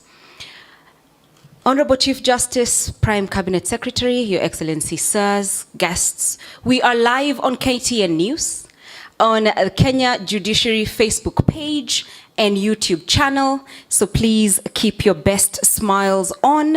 I would like to formally and properly recognize our Super CS, Honorable Kipchumba Murkomen, our CS for Roads, Transport and Public Works, a ministry that has held the hand of the judiciary, particularly our building services, to really make sure that no Kenyan has to travel 100 kilometers to access court services. I also recognize Senator Fatuma Dulo, a friend of the judiciary and a confident of the judiciary in the Senate. I welcome Kayamba Africa to give us a short entertainment interlude to really awaken our senses now as we move to the next phase of these proceedings. We thank you for keeping your attention and request you to have fun, because STAJ is about working very hard but playing even harder. Kayamba. Thank you. Distinguished guests, ladies and gentlemen, we are honored to be here. It's a bit intimidating, especially at the front here. So forgive me if I ask that perhaps because we've had long speeches, maybe we should just be upstanding a bit. And this is very humbly. We've been seated for a while. I'm going to ask you to help me with this song. Just sing what you are aware of. Me, I learned it in primary school, and I'm still singing it. Adrian, if we are ready, let's go. Try and loosen up by moving from side to side like this.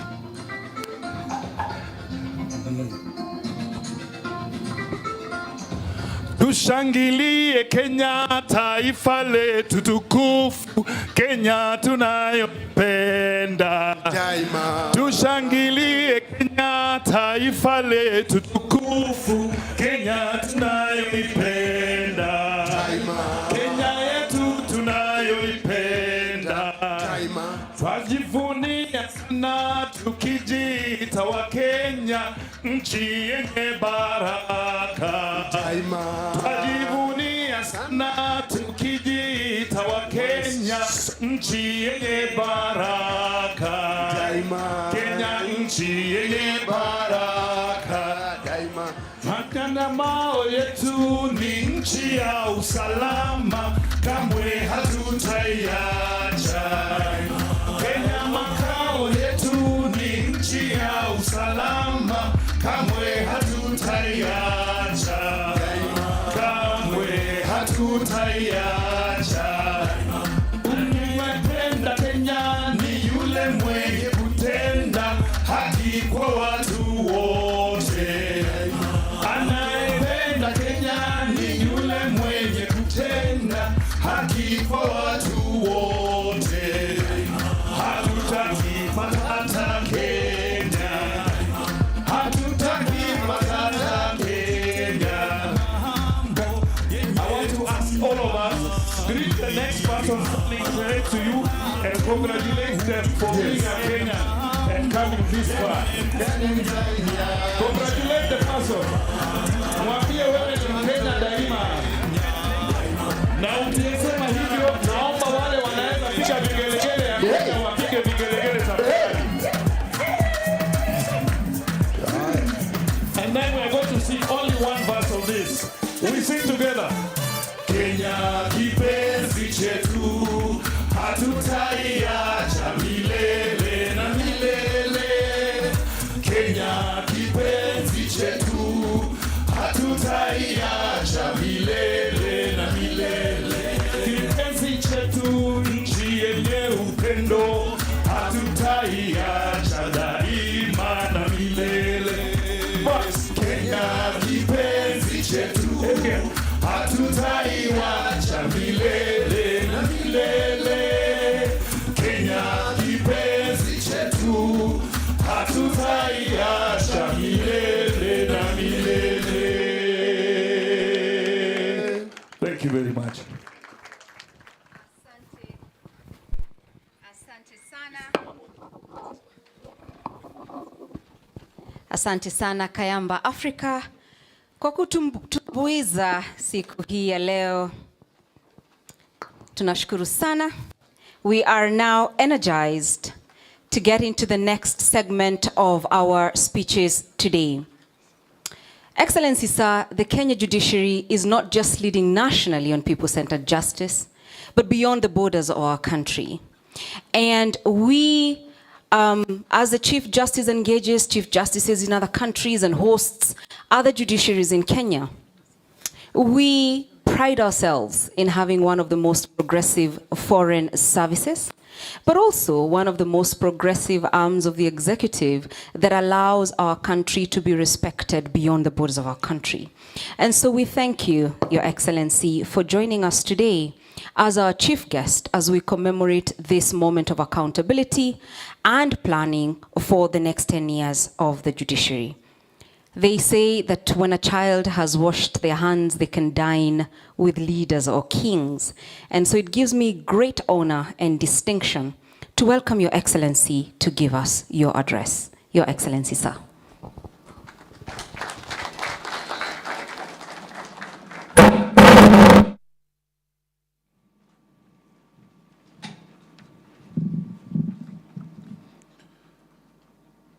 Okay.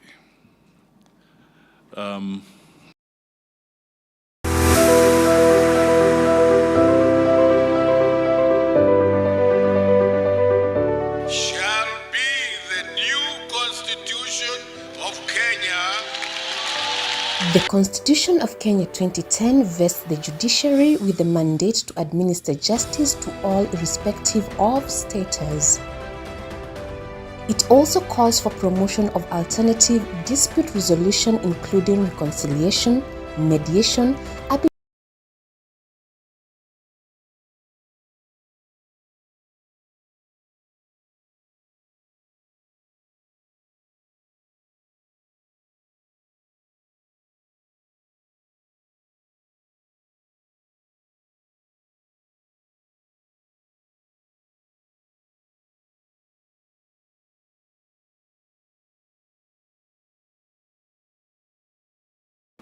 Chief Justices Emeritus, distinguished guests, ladies and gentlemen.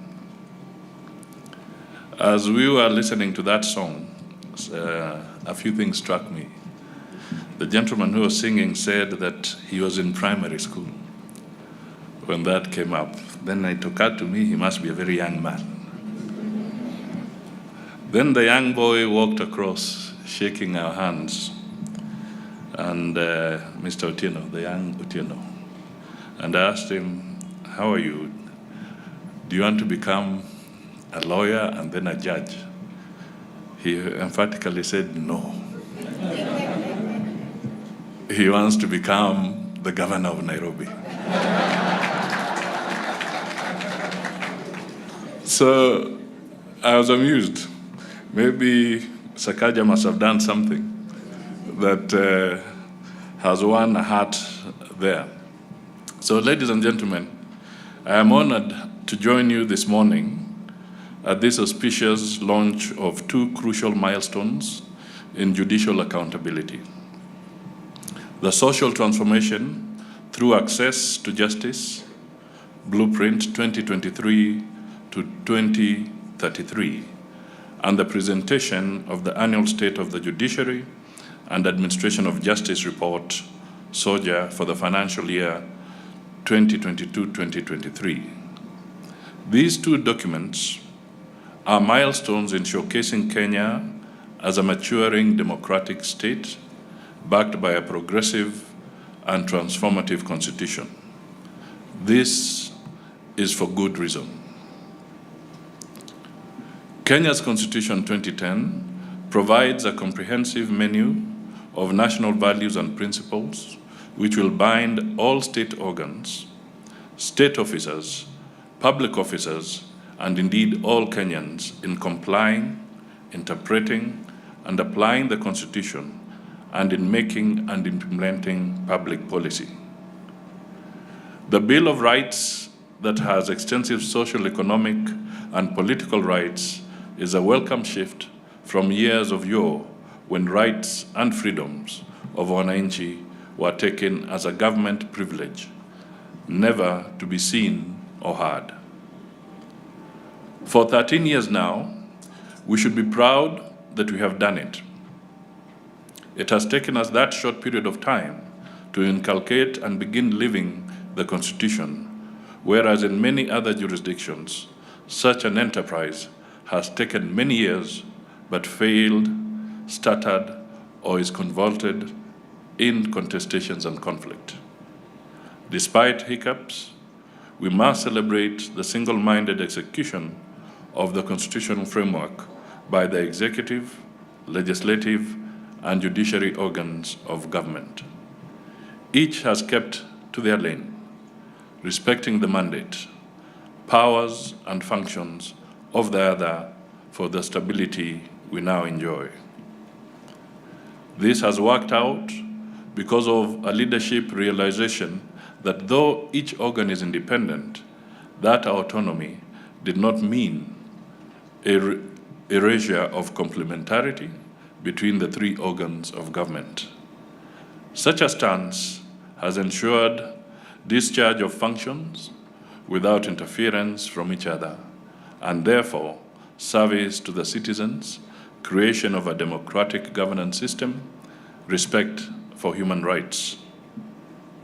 Insistence on transparency and accountability as core values has emboldened us to strive for provision of public services that are accessible, cost-efficient, and responsive to the needs of all.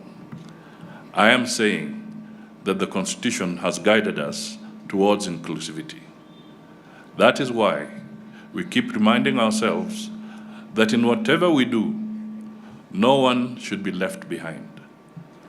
The emphasis on should not is because that is the conditionality the Constitution demands of us. Ladies and gentlemen, it is in this context that I commend the judiciary for the manner in which it has discharged its mandate and exercised the sovereign power which the people of Kenya have delegated to it. The launch of the SOJAR report is evidence that the judiciary in Kenya is justly committed to serving and to being accountable to Kenyans. I have keenly scanned the social transformation through access to justice blueprint, vision of the judiciary. I have noted the embedded 5 guiding principles of accessibility and efficiency, transparency and accountability, inclusiveness and shared leadership, cooperative dialogue, and social justice. Interestingly, each principle has an outcome that positions the judiciary in focusing on transforming society by ensuring that all citizens, irrespective of status or geographical location, have access to judicial services. This is how it should be, seen and heard, because as the adage goes, justice must not only be done, it must be seen to have been done. Allow me to draw parallels between this outlay and the bottom-up economic transformation agenda, whose focus is on ensuring the ordinary citizen, Mama Mboga, are empowered and facilitated to undertake livelihoods, activities for the betterment of their families and society. The key word in between judiciary and the executive nexus is empowerment. From the executive, one is jealous of the judiciary that is miles away in its decisions that have encouraged more people to seek justice whenever their rights have been trampled upon. We in the executive are equally ambitious and are in competition in creating a fervently productive Kenyan. The Better 2022-2027 agenda on the governance pillar has committed to the full implementation of the 2010 Constitution through strengthening the rule of law, increasing access to justice, ensuring respect for human rights, and respecting the United Nations Sustainable Goal number 16, which focuses on peace, justice, and strong institutions. We are therefore not sleeping on the job, although I must confess, we are playing catch-up to the judiciary in some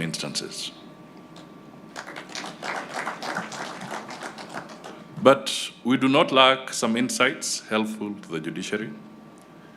For the judiciary to further enhance its services to uphold justice, there will be need as a priority to look at the following.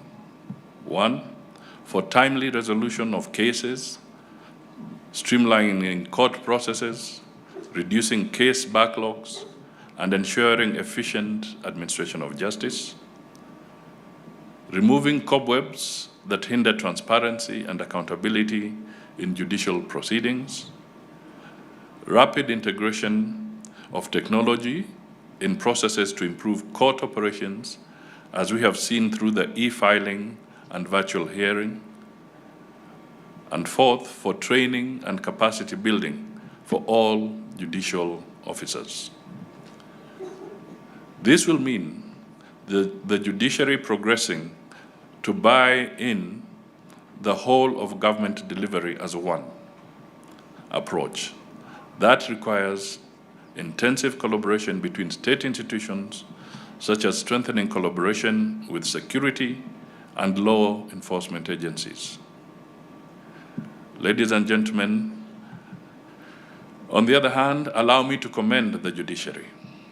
You cannot take away the judiciary's admirable efforts in establishing high courts in 45 counties, utilization of technology in case filing, thus granting ease of access to justice to many Kenyans, establishment of specialized courts such as the Sexual and Gender-Based Violence Court and the Small Claims Courts. Indeed, let me reiterate that the executive will not relent on its commitment to support the judiciary in carrying out its constitutional mandate of upholding the rule of law and protecting the rights of the Kenyan people. Before I conclude, let me just touch on 2 points. I was privileged a few days ago to be with Makomen and the President of the Republic of Kenya. And we were in a forum, and the chair of the forum, who happened to be the Chancellor of Germany, allowed the participants to make contributions. But the question they asked was, why would we want to be interested in investing in your country?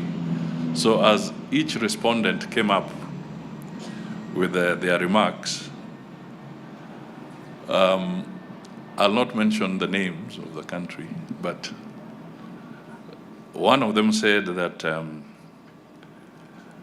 my country is the best to invest in because in the last 15 years, we have had free and fair elections and transitions. It's a big country, but they talked of the last 15 years. Then it occurred to me that in Kenya, we are celebrating 60 years. And in spite of the minor hiccups or challenges that we have had over time, we have actually held elections virtually every 5 years.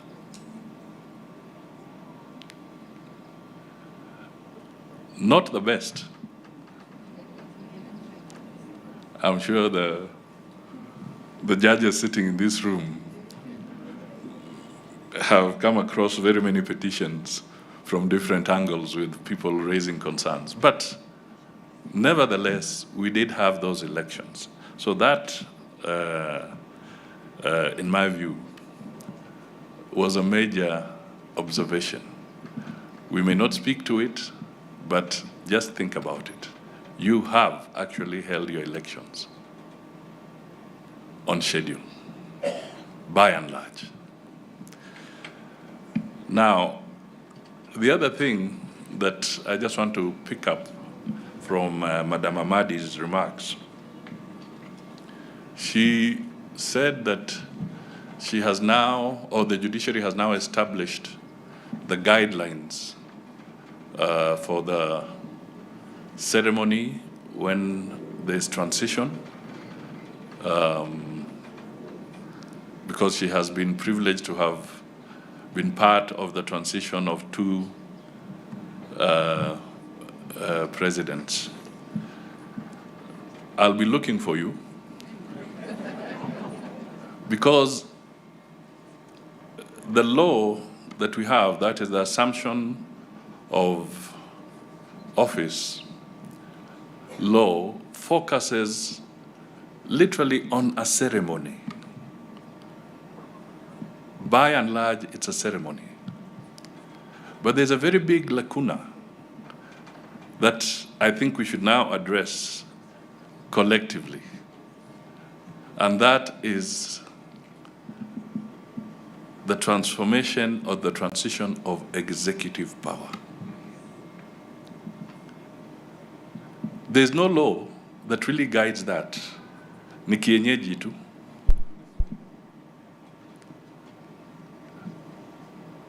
It is important because there are fundamental questions. When should a minister step out of office? When there's a change of government? Does he do any handing over formally? Or does he just disappear with the files and records?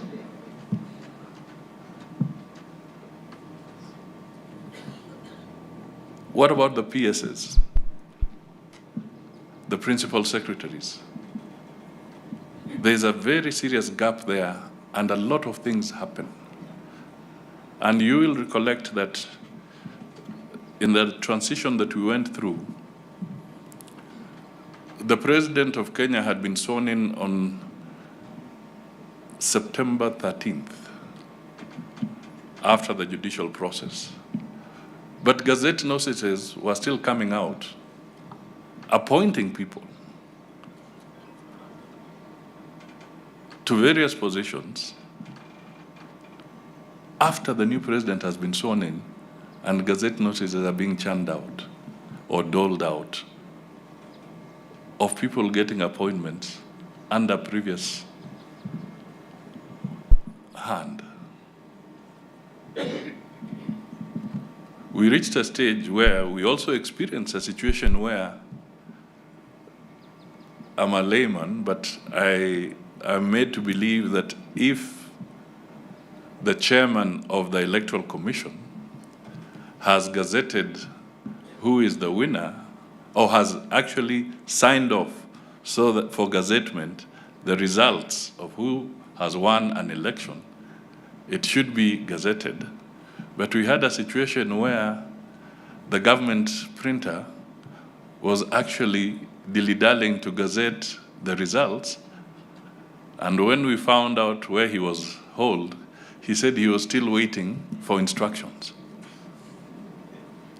From who? Now, I'm bringing this out just to say that we still have some challenges, and with the legal minds here, let us continue to make Kenya better.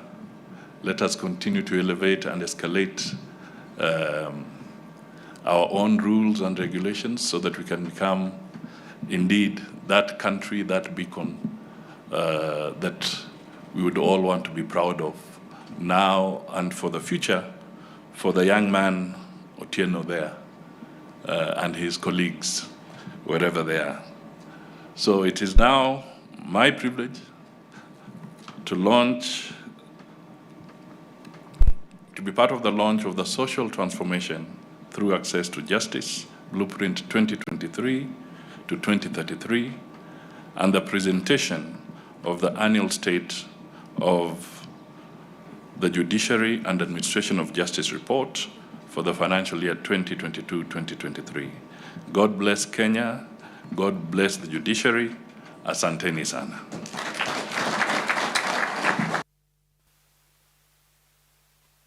Thank you. Thank you very much, Your Excellency, sir. indeed for reminding us that we must always be guided by a national culture of justice. And drawing from your inspiring words, allow me to request you to turn to page 13 of the blueprint, sub-article 1.6, that talks about the culture of justice and national development, that says that STAJ enables all actors to participate in building a national culture of justice, and in doing so, it contributes to social harmony, tolerance, and coexistence. National cohesion enables the citizen to engage in collective ventures towards nation building. When a culture of justice evolves, it provides an avenue and language for solving social relations and property disputes that would otherwise increase the cost of doing business. In the long run, the culture of justice envisaged in STAJ enables Kenyans to understand and express national development through its multiple limbs: economic, social, political, and ecological. And the social limb of development is the ultimate enabler to economic progress. So STAJ is not isolated to the judiciary, but indeed joins in the discussion and in the whole of government approach component of national development. Thank you, Excellency Sir, for your inspiring speech. Allow me now to welcome the Deputy Chief Justice, Honorable Lady Justice Philomena Mbetemwilu, to guide and to welcome the Chief Justice to deliver the SOJAR and STAJ. My lady.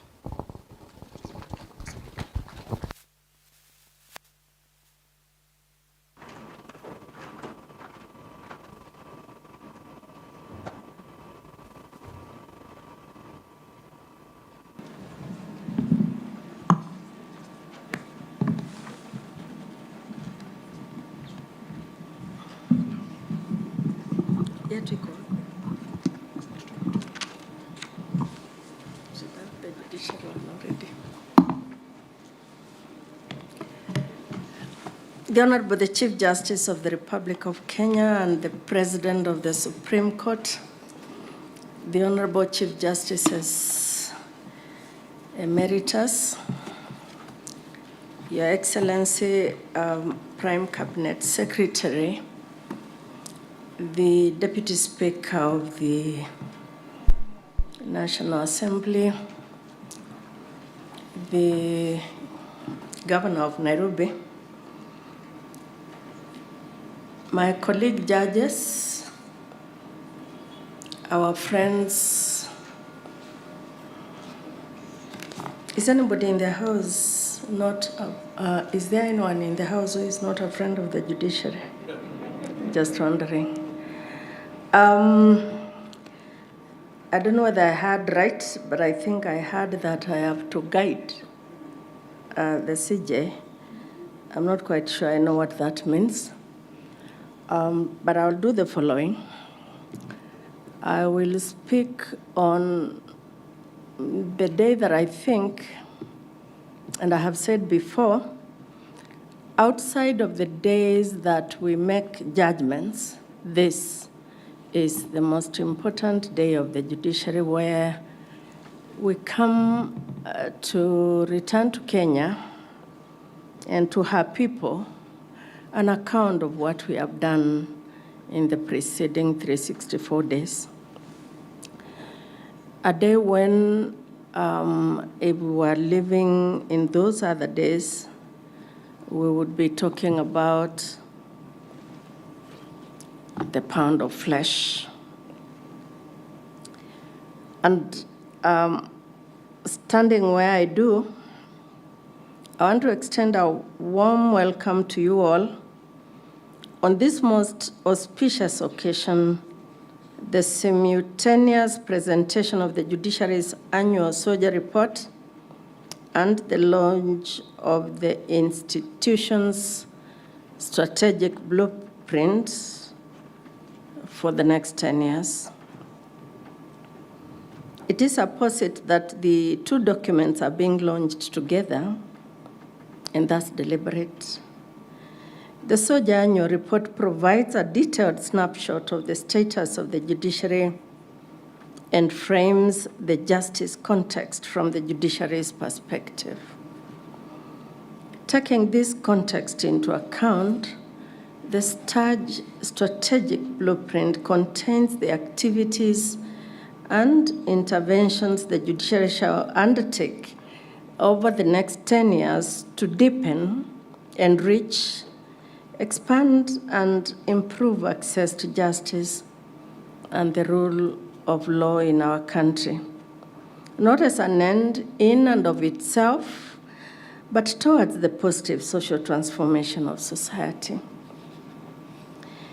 Particularly since the promulgation of the Constitution in the year 2010, the judiciary has been on a trajectory of transformation. The first blueprint, the JTF, the second, the SJT, and now this, the third one, the STAJ. As you are well aware, the judiciary has been implementing the STAJ vision since its launch in September 2021.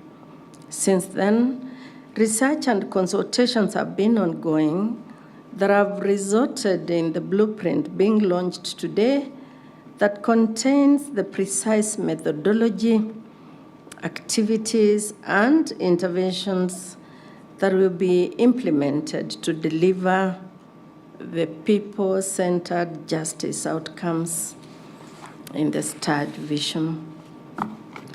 The development of this strategic blueprint represents an important milestone for the leadership and management of the judiciary and shall reinvigorate our reform agenda across the judiciary.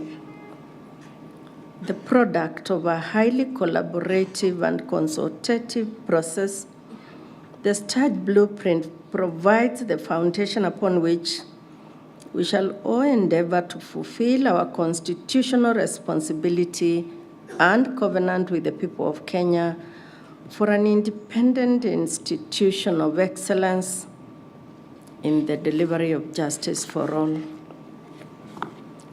The people-centered justice approach under STAJ is truly groundbreaking. It represents a recalibration of both our ethos and the practice of justice.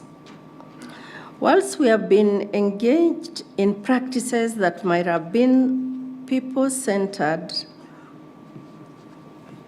with people-centered justice elements, the STAJ is a deliberate and structured statement and toolkit to ensure that all our activities and interventions are people-centered and result tangible and measurable, socially transformative outcomes. Building from the judiciary's transformation gains over the past decade, thank you, Chief Justice Mutunga, for starting this for us. The STAJ blueprint draws significantly from the wider global people-centered justice movement, but goes beyond it. To mention a few, there are exciting ideas and proposals on the roles of judges, judicial officers, and the judiciary, on agency, and the justice assets and capabilities and capacities of all justice actors, including individuals and communities, and on implications of people-centered justice approach for the performance and management and measurement of judges, judicial officers, and judiciary staff. I've already said it is appropriate that the STAJ blueprint is being launched alongside the presentation of the SOJAR report. The report contains the context, the reality that frames all our actions and interventions. We are thus acutely cognizant of our shortcomings and our capacity vis-à-vis the expectations of Kenyans for a judiciary that facilitates and supports the aspirations of all Kenyans for an equitable, peaceful, prosperous constitutional democracy based on the essential values of human rights, equality, freedom, social justice, and of course the rule of law. How we maximize our strengths, exploit existing and potential opportunities, address our challenges and weaknesses, and importantly, ensure resilience and sustainability are all inside the STAJ blueprint. I appreciate the valuable effort and input into this blueprint from your colleague judges, judicial officers, and our staff across the institution, as well as from our justice system partners and stakeholders, institutional and non-institutional. As I conclude, allow me to emphasize that at the heart of the two documents unveiled here today is one solemn prerogative: accountability to the sovereign in the exercise of judicial authority. So important is this constitutional imperative as framed by Articles 1, 10, and 159 of the Constitution of Kenya 2010, that it was further augmented under Section 5, subsection 2B of the Judicial Service Act, and which states, as I quote, to give an annual report to the nation on the state of the judiciary and the administration of justice, and to cause the report to be published in the Gazette, and a copy thereof sent under the hand of the Chief Justice to each of the two clerks of the two houses of Parliament, for it to be placed before the respective houses for debate and adoption, unquote. Now, both the SOJAR report and the STAJ blueprint are not presented today for mere informational purposes. At least that's how I see it. Nor do we seek platitudes and congratulations or praise. Today, we undertake a solemn exercise, not one to be answered with praise and worship, but one that must give critical and constructive dialogue involving all stakeholders on the form and substance of justice provision in this, our beloved country. Practical and productive feedback on how we can co-produce impactful and sustainable interventions that result in tangible justice dividends for the people that we serve, for the people whose authority we exercise. We have the situational analysis as presented in the SOJAR report. We have our toolkit and transformation proposals as presented in the STAJ blueprint, and we must now begin meaningful engagement towards improving provision of justice for all Kenyans. It is not a praise and worship occasion. And with those very many remarks, I would ask those of us in the judiciary to do the right thing, because it is the right thing to do the right thing. And with those many remarks, the Honorable the Chief Justice and the friends of the judiciary here present, allow me to do what I consider to be a function of this office that I hold,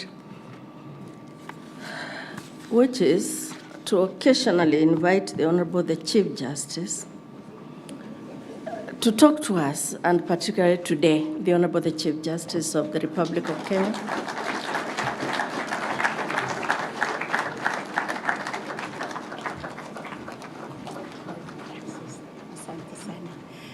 Thank you very much. May we please be seated. A very good afternoon to all of you, and most welcome to the judiciary. Thank you very much, the Honorable Deputy Chief Justice of the Judiciary, for your remarks. Thank you very much, Your Excellency, the Prime Cabinet Secretary and Cabinet Secretary for Foreign and Diaspora Affairs. Thank you very much, all our guests this morning, all the speakers who have spoken this morning. We are very, very grateful. I also stand on the protocols that have been established and acknowledge all of you in a very, very special way. The Deputy Speaker, for your speech and for your commitment to being the champion for the judiciary wherever you are. Our Governor of Nairobi, thank you very much. Even that little dispute that we have that led to us being evicted from the city court, I think now is resolved. Thank you, all the speakers. I acknowledge in a very, very special way my two Chief Justices, my predecessors, my mentors, for being here with us on this auspicious occasion. And I feel like I should invite you here just to greet the congregation. Because what we are launching today, please come, both of you. Please come, both of you. Because what we are launching today is a continuation. It has your footprints. It's a tapestry of what my Lord Justice Willie Mutunga started and what Justice David Maraga continued. And I just introduced another pillar, the social transformation. Please say something.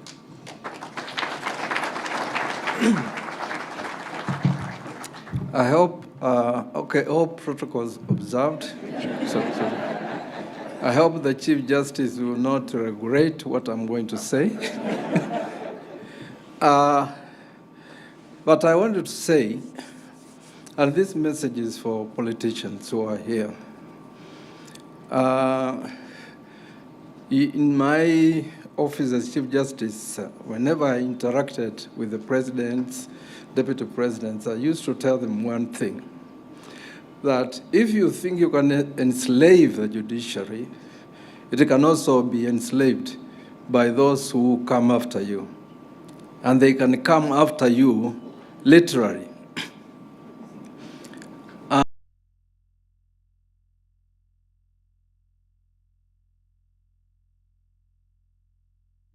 Goats and trees were cut. I tried to call him to remind him that we had that discussion. That the judiciary is the place where the bewildered would run to. That's why we were called the Temple of Justice. Because that's where the Constitution protects anybody.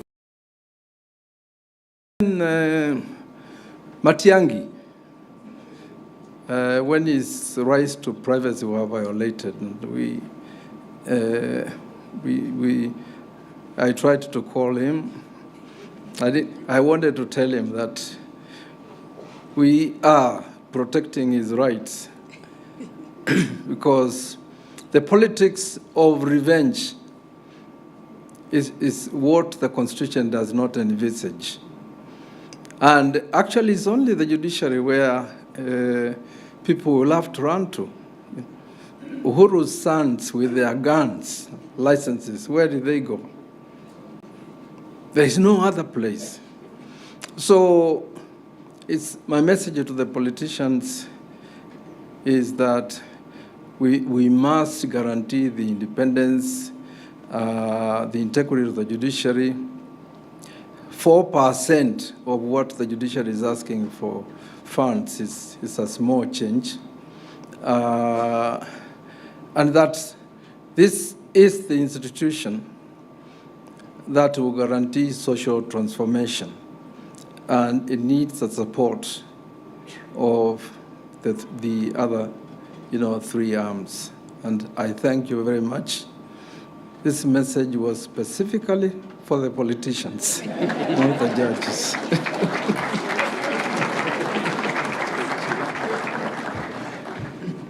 Thank you very much, CJ. All protocols observed. Colleagues, good morning. I'm happy to, it's afternoon already. I'm happy to be here for the launch of these two very, very important documents, and to see my registrar, chief registrar, give his last word as she exits the judiciary. I'm happy, Your Excellency, the Prime Secretary, that you have the humility to accept that in some areas, the other arms of government are catching up with what the judiciary is doing. And I'm sure the CJ herself will tell you that there are other areas where the judiciary is also catching up with the other arms of government. It is important that we work together. And as Honorable Mutunga has said, I have remarked that several times. The independence of the judiciary is not for the judges.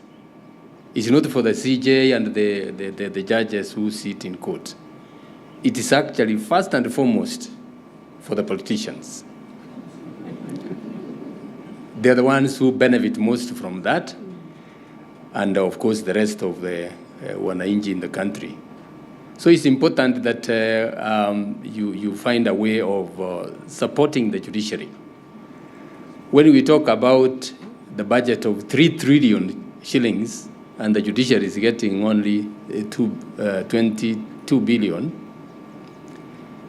that is a far cry. Something should be done about that. We want to wish the CJ all the best. And as the Prime Secretary mentioned, under the Deputy Speaker, it is important that you facilitate the judiciary to do its work. May God bless you. Thank you very much. Thank you very much, my colleagues. You cannot see we stand on the shoulders of the giants.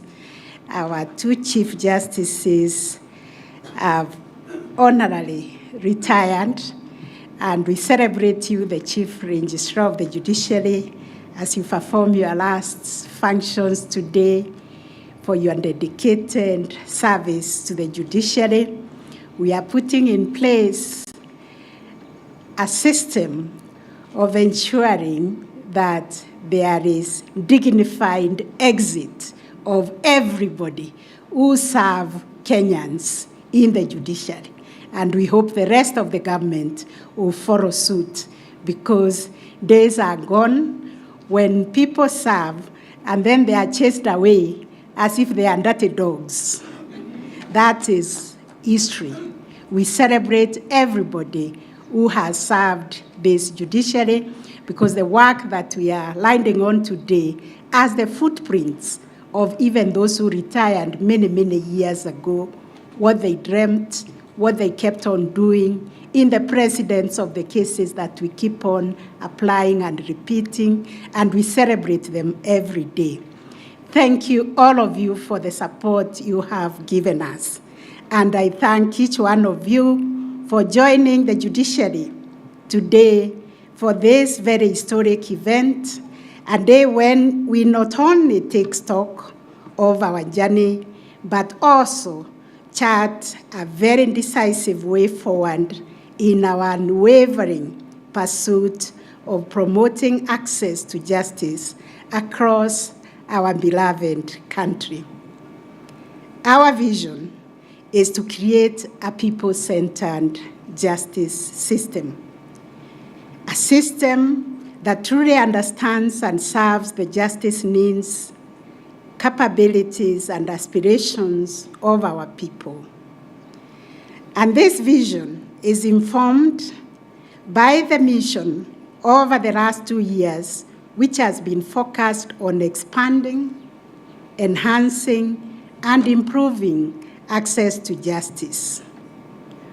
We are all of us, not only the judiciary, but all the state actors and our people, court users, committees, and stakeholders, transforming the landscape of justice in Kenya, making it more inclusive and efficient. We are committed to ensuring that no one, especially the 20 million who have been excluded from formal justice system, is left behind. When we were developing these documents, we wanted to say we will meet the justice needs of all Kenyans. And some of us kept on reminding us, we are not God.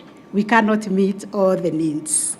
So we are also inviting God in our midst to help us meet the needs, the justice needs of all our people.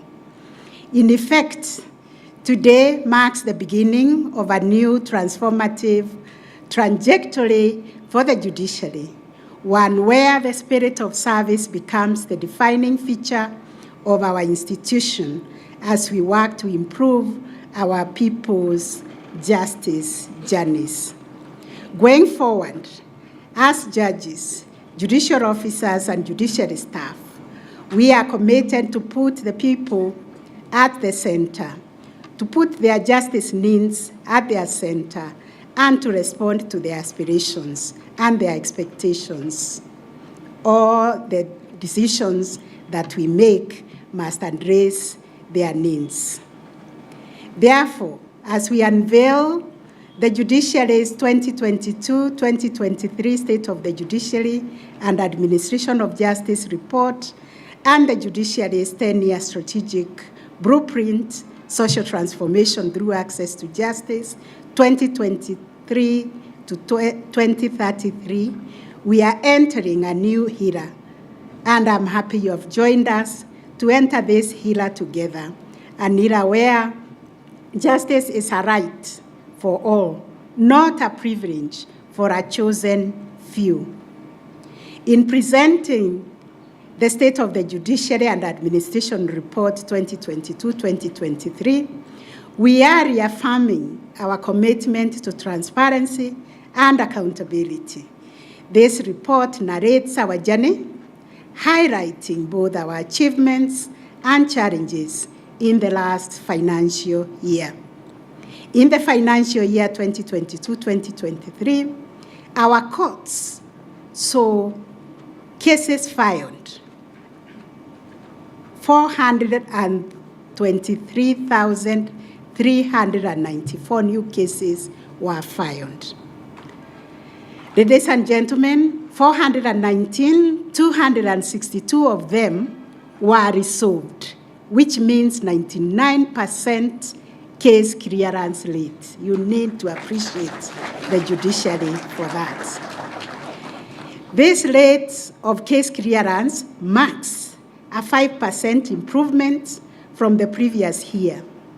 Additionally, the judiciary reduced its case backlog, case pending for a year, by 18% from 336 119 to 276, 678 cases. That is something also to acknowledge, especially for the judges who are present here, because they work their fingers to the bone trying to meet the deadlines and reduce backlog.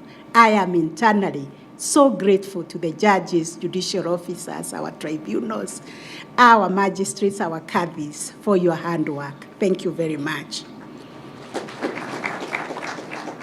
The judiciary implemented initiatives to expand access to justice, notably enhancing court-annexed mediation. We have, Your Excellency, our chief guests, the Chief Cabinet Secretary, 17 new mediation registries, leading to a significant increase in mediation cases. A total of 4,708 matters were referred to mediation, almost doubling the previous year count of 2,445. Of these, 4,450 cases were successfully settled. The average settlement rate for court-annexed mediation was an impressive 95%, highlighting its effectiveness as an avenue for dispute resolution. I really thank the committee that has led the court-annexed mediation, led by the Honorable Mr. Justice Ochieng. I don't know whether he is present in this congregation, but we thank everybody who has supported that effort. Additionally, our efforts in mainstreaming alternative justice system have also been fruitful. We developed and launched NJS county action plans in counties like Kajiado and Nakuru. We also established NJS Ukumbi suites in Isiolo, Kajiado, Nakuru, Mpeketoni, thereby enhancing the ability of the people to resolve their own disputes independently. And in this regard, I wish to recognize in a very, very special way the committee led by the Honorable Professor Joel Goge and the elders I see here for this great work. We recognize you in a very, very special way for this ingenious innovation whereby we innovated how we can deliver justice in our own way. The judiciary has significantly advanced its use of technology to improve access to justice. This includes the introduction of e-filing in 6 additional counties beyond Nairobi, digitizing court records, and expanding virtual courts for better efficiency, effectiveness, and accessibility. Moving on, we expect to have all court stations nationwide onboarded to e-filing by the close of the quarter of 2024, up to the current 11 counties. Furthermore, through another innovation, the Mahakama Popote initiative, we are leveraging virtual courts to boost our efficiency and reach. Under this program, judicial officers from less busy courts handle cases from busier courts using virtual platforms. This approach has not only helped in reducing case backlog at the busy stations, but has also helped in achieving a more balanced distribution of work across the judiciary. This is also an internally developed innovation of how we can deal with backlog, and I'm very, very grateful to our judges and judicial officers. The judiciary has made significant progress in specialized justice areas, particularly concerning children's rights and sexual and gender-based violence. We developed and implemented the Child Justice Strategy and the SGBV strategy. The implementation of these strategies aim to make our courtrooms more sensitive and accommodating to the needs of the vulnerable groups. Aligning our vision of offering dignified and trauma-informed care to abuse victims, we have established SGBV courts in 12 SGBV hotspot locations around the county. And in this, we are asking the counties to use all means to discourage violence against one another. And if they don't, their counties will be spotlighted as a hotspot. When I meet the governors, and I send our governor here to his colleagues to tell their counties, please, not to be counted as a hotspot.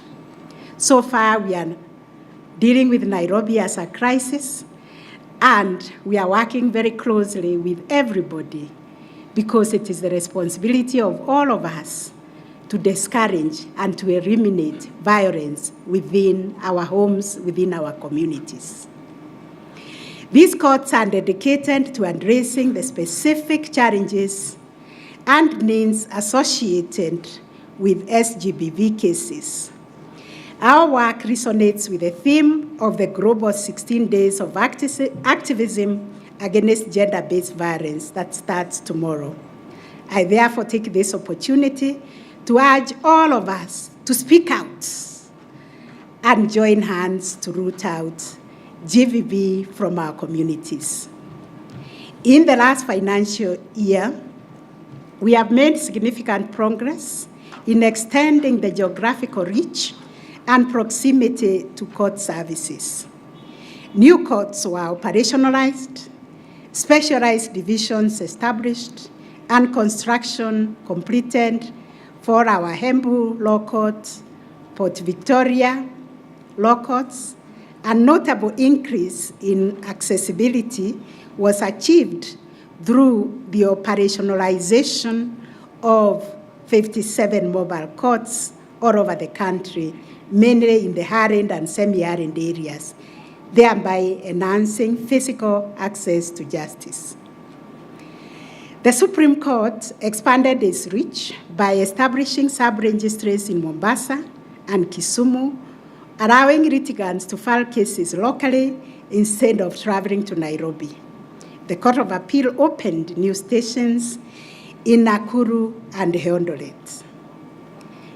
The High Court established the Kapsabet station and sub-registries in Lamu and Iten. The Employment and Labor Relations Court upgraded sub-registries in Kakamega, Bungoma, and Marindi to full stations and added sub-registries in Kisii and Nyamira. It also established 3 divisions in Nairobi: Claims and Labor Relations Division, Judicial Review Division, and Labor Rights and Appeals Division. On the other hand, the Environment and Land Court established the Voi Station and operationalized sub-registries in Lamu and Kabarnet, plus 2 divisions in Milimani. Additionally, the magistracy within the ELC activated 6 new courts. This is the magistracy generally, which activated 6 new courts in Tinderet, Okarau, in Keno, Rumuruti, Kabiet, and Mandiani. The Meru Small Claims Court was also established, increasing the number of the small claims courts to 13. The judiciary made progress in integrating tribunals from the executive, adding 3 more tribunals: the Land Adjudication Tribunal, the Financial Center Tribunal, and the Water Tribunal, bringing the total number of tribunals now under the judiciary to 24. Additionally, the Cabinet approved the Tribunals Bill, which is intended to standardize tribunal administration, and the Deputy Speaker is here. We send you to urge the National Assembly to expedite the enactment. In living up to the judiciary's role as a promoter of social harmony, the courts and the Political Parties Dispute Tribunal played a pivotal role in the resolution of both pre-election and post-election disputes during the 2022 electoral cycle. Another good practice to spread to other countries is that in Kenya, we were able to deal with all the electoral disputes, all the petitions within the 6 months that is provided for in the law, and we require to be celebrated for that. And for the peaceful resolution of electoral disputes, which was executed with efficiency and fairness, becomes the hallmark of our judicial system. Our chief guests, ladies and gentlemen, the judiciary's performance is closely linked to the commitment and skills of its workforce, including judges, judicial officers, and staff. To address the increasing workloads, the judiciary, in collaboration with the Judicial Service Commission, has focused on improving human capital management and organizational development for more efficiency and speedy justice delivery. In this regard, several initiatives have been implemented to develop and optimize human resources and create a better work environment. In the financial year 2022-2023, the judiciary enhanced its human resource capacity by appointing 32 judges to various courts, recruiting 396 judicial staff, and promoting 145 judicial officers and 108 staff members. We need to acknowledge the work of the Judicial Service Commission. Thank you very much. The judiciary plans to continue recruiting and training our staff, our judges, to ensure the effective operation of the judicial system. By the end of the last financial year, our staffing levels reached 64% of the optimal level. We have a long way to reach 100%. But we recognize this is a notable improvement from the 56% level at the end of the previous year. Maintaining transparency and accountability in the judiciary is a primary focus that we all work towards. Our North Star. Working closely with the Judicial Service Commission, the judiciary has actively addressed complaints and allegations of misconduct as part of the commitment to what we call in the judiciary, judicial hygiene and institutional integrity. In the reporting period, the judiciary received 1,212 complaints, primarily concerning slow services, lost court files, delayed judgments. Of these, 881 were successfully resolved, while 331 have been carried forward for resolution in the current year. They are still active. The Judicial Service Commission processed 77 petitions filed against judges and judicial officers during this period. This included 43 new petitions and 75 which we had carried forward from the previous year, totaling 218 petitions. Out of the 9 disciplinary cases against judicial officers, 7 were concluded and 2 remained pending at the financial year. A significant achievement was the completion of a comprehensive audit, which we asked the Ethics and Anti-Corruption Commission to carry out in the judiciary. And that review entailed review of the court registry systems.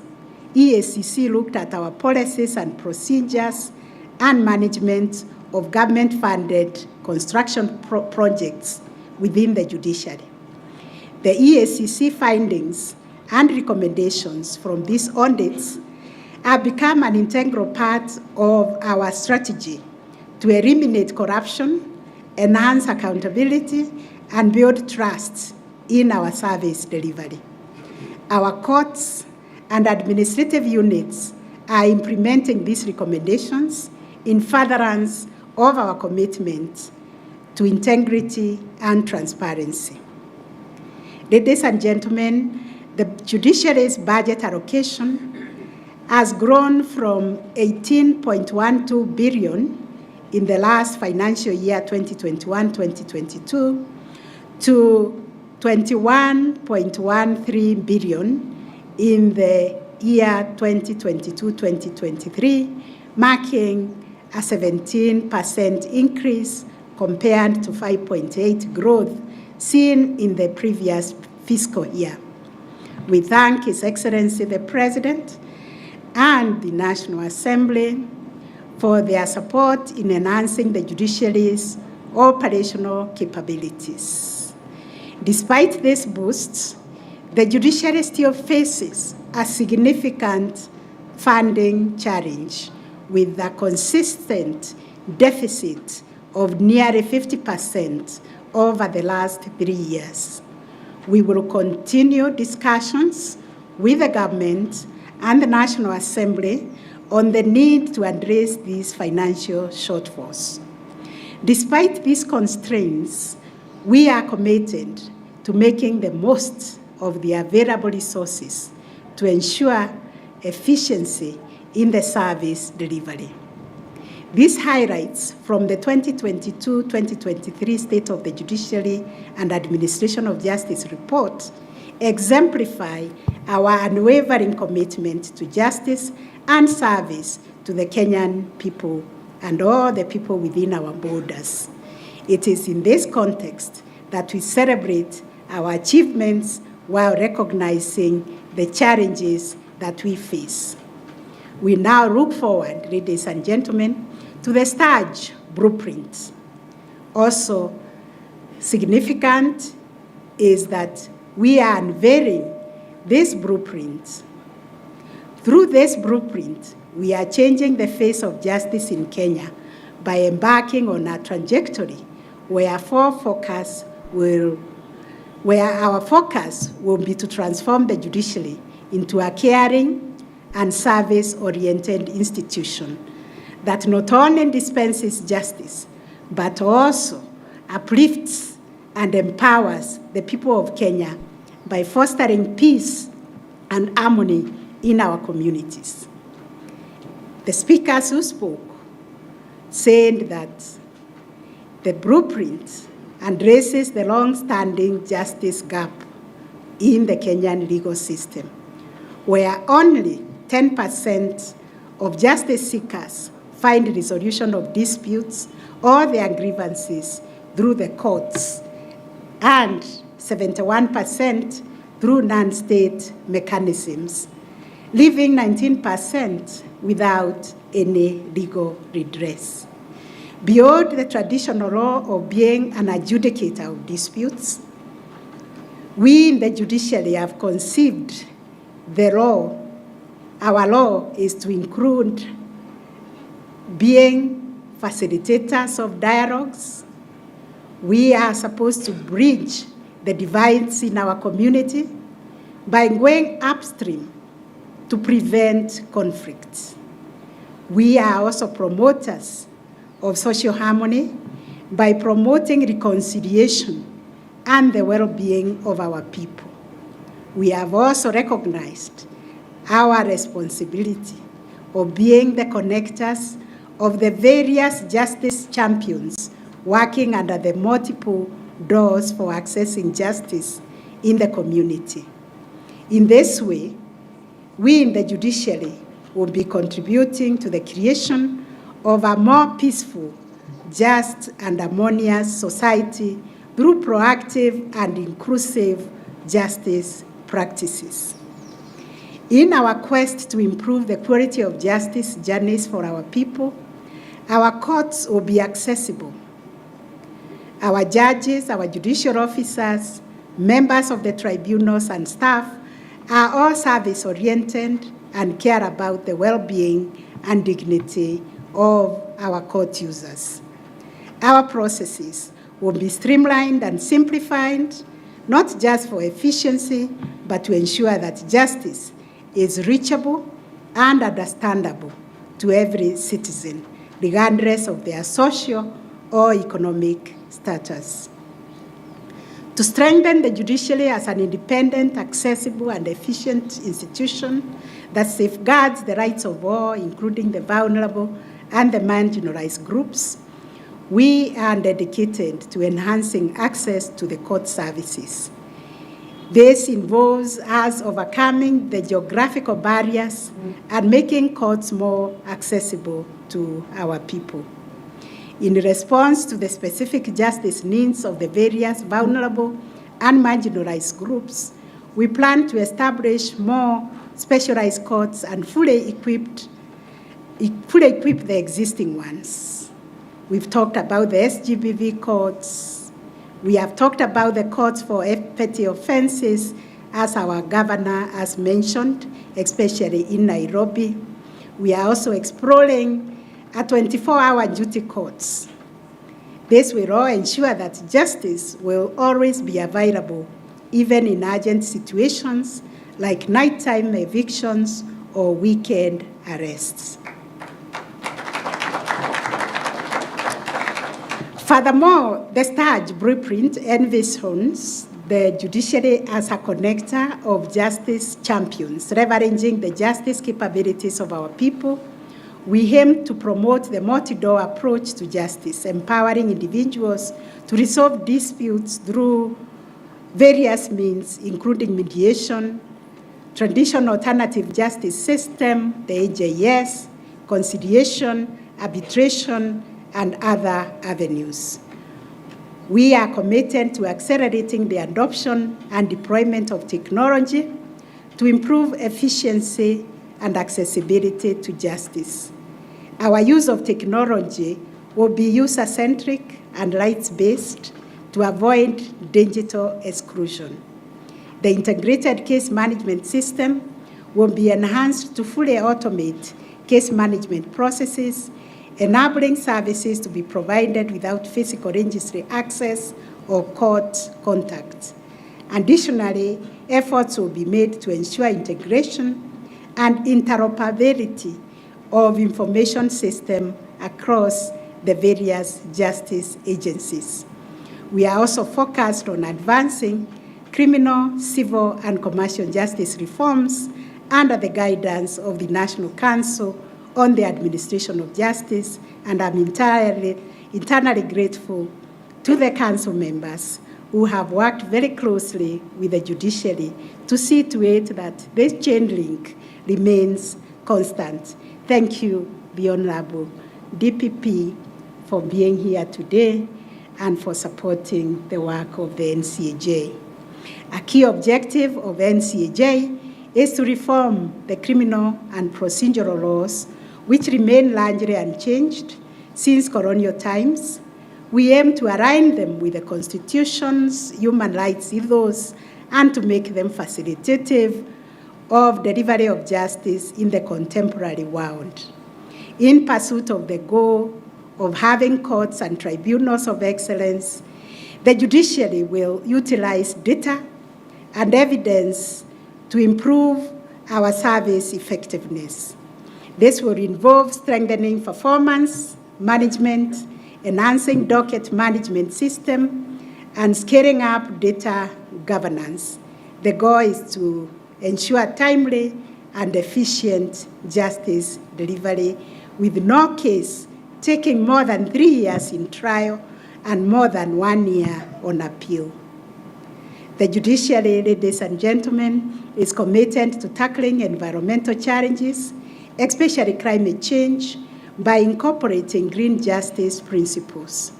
This will involve embedding environmental sustainability into our operations, procedures, and decision-making process, including both administrative and judicial actions. The focus will also be on making court facilities more environmentally friendly, encouraging the wider justice system to embrace green justice in our planning and activities. To optimize performance and fulfill our mandate as the judiciary, we are committed to maintaining adequate human resources and focusing on attracting, developing, and retaining talent. This will involve enhancing staff competencies, creating their incentives, and promoting teamwork and inclusive leadership. Additionally, we are looking at strengthening and providing our psychosocial support to our staff to ensure a conducive workplace and equipping the workplace with the necessary tools to meet contemporary judicial demands and deliver people-centered justice. In response to this growing demand for judicial services, the judiciary will work towards securing the necessary financial resources for the optimal delivery of services and to advance our infrastructural development. When Your Excellency, Prime Cabinet Secretary spoke about the judiciary being ahead in some areas and lagging behind in others, the areas we are lagging behind is infrastructure. Look at our Supreme Court and look at the imposing state-of-the-art other constitutional structures like the Senate or the counties. So we'll be looking out for support so that we can also enhance our infrastructure and build a Supreme Court where the governor is claiming to be a car park. To achieve this, we will focus on vigorous mobilization, effective utilization, and prudent management of resources. Furthermore, collaboration and coordination in delivering of services are not just constitutional imperatives, but also integral to our focus on putting the people at the center of our actions. We will actively engage and include the public in the administration of justice. We will work towards nurturing a culture of interagency, consultation, and collaboration, creating synergies among various institutions to expedite and enhance delivery of justice. We have all agreed justice belongs to all of us and it flows like a river. We will uphold and enforce the dictates of the Judicial Code of Conduct and Ethics, leaving no room for misconduct or corruption within the judiciary. Under the STAJ blueprint that we are launching today, we have committed to a zero-tolerance policy towards corruption. We will work towards revamping our complaints mechanism to enhance their efficiency and transparency. Going forward, we judges, judicial officers, and staff commit to perform our duties with utmost dignity, integrity, and impartiality. Complaints will be dealt with firmly, swiftly, and transparently, but also fairly. I take this opportunity to call on all of us within the judiciary to recommit ourselves to these values of judicial service that include honesty, efficiency, and dedication, reinforcing our unwavering commitment to integrity and ethical conduct in our judicial responsibilities.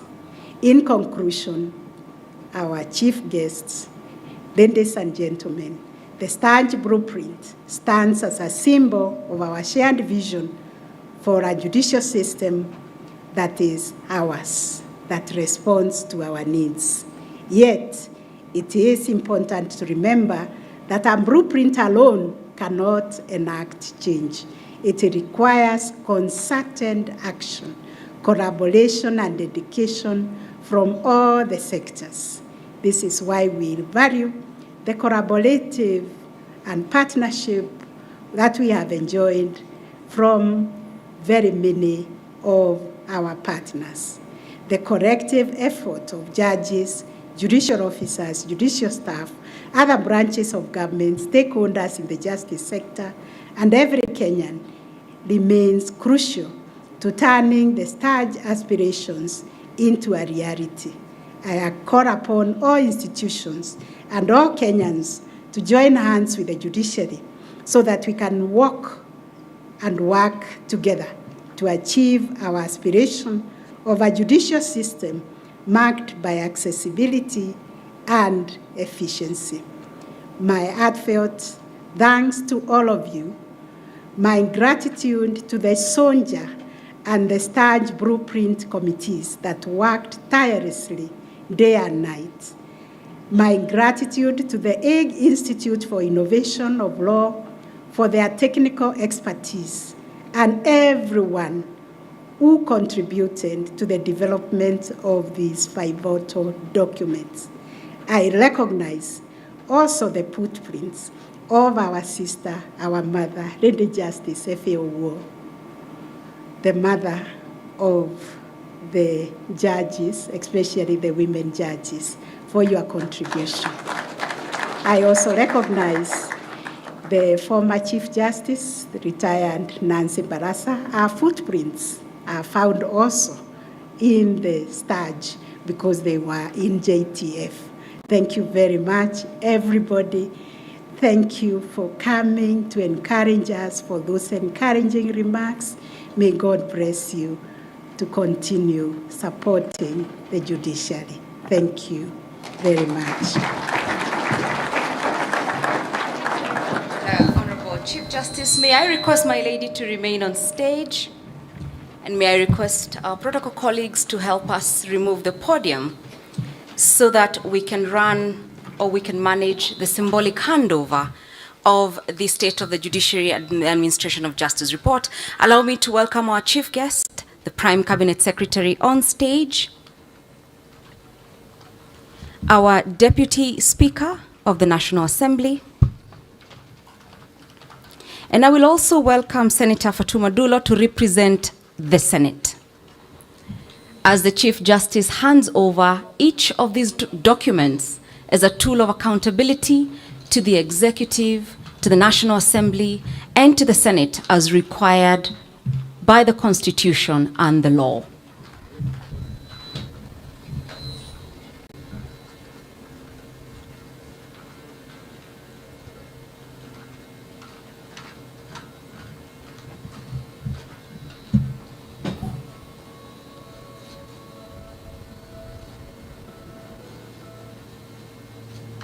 The next copy will be handed over to the Deputy Speaker of the National Assembly, representing the National Assembly.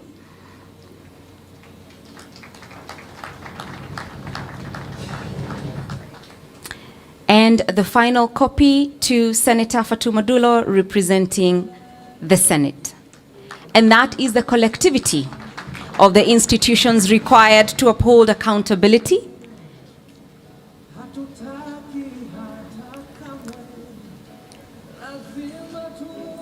Indeed, lazima tuungane. Thank you very much, Honorable Chief Justice. Allow me to request to take your seats.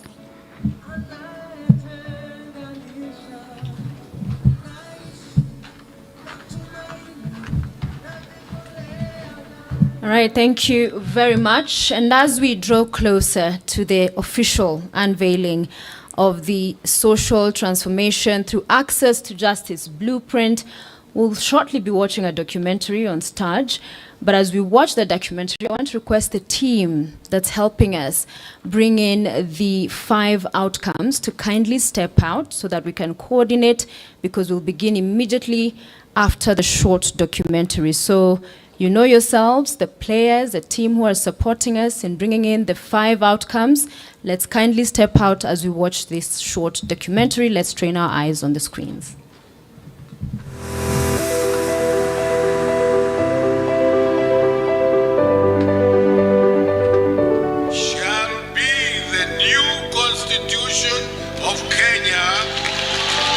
The Constitution of Kenya 2010 vests The Constitution of Kenya 2010 vests the judiciary with the mandate to administer justice to all irrespective of status. It also calls for promotion of alternative dispute resolution, including reconciliation, mediation, arbitration, and traditional dispute resolution mechanisms, a key duty in the realization of the constitutional promise of social transformation. This informs the thinking behind the judiciary's blueprint, social transformation through access to justice, which is people-centered justice, born out of the realization that justice is cross-cutting, broad, and multifaceted. Social transformation through access to justice aims to create a strong institution that is independent, accessible, efficient, and promotes the rights of all, especially the vulnerable. It seeks to improve access to court services, adopt and deploy versatile technology, expand the doorways of justice, enhance access to legal information, champion criminal, civil, and commercial justice reforms, entrench people-centered data and evidence-informed justice services, mainstream green justice, and promote indigenous social justice jurisprudence and demosprudence. We are bringing judges from all over Africa, convening here so that we can see how we can strengthen the role of the judiciaries in addressing climate change in Africa. The e-filing launch in Maralal is yet another significant achievement in the judiciary's mission to digitize its services, remove infrastructural barriers, and improve access to justice. Towards achieving an inspired team of judges, judicial officers, and judiciary staff committed to excellence in delivery of justice and strengthening human capital management and development, social transformation through access to justice is focused on strengthening result-based management, enhancing training, talent management, and capacity development. It also seeks to improve work environment, foster a culture of shared leadership, and inculcate a people-centered performance culture. The Judiciary 10-year blueprint seeks to strengthen financial mechanisms that support the independence and integrity of the judiciary by enhancing funding for the judiciary and the justice sector, improve efficiency in resource utilization, and improve financial management systems.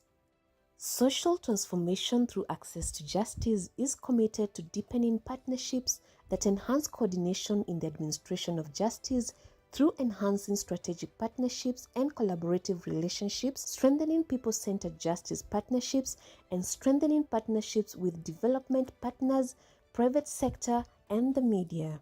The vision also seeks to enhance public trust and confidence in the judicial system by maintaining high standards of integrity among judges, judicial officers, and staff, improve communication and information sharing, strengthening community outreach and civic education, and strengthening of judicial independence. The blueprint for the judiciary, which is going to be the roadmap that is going to guide the judiciary in the next 10 years, in the steps that we are going to take to ensure that justice is accessible to Kenyans. We want to assure Kenyans that we are on the right trajectory in terms of serving them. We have now embraced technology and we are encouraging Kenyans not to be left behind, because this is the way of the future.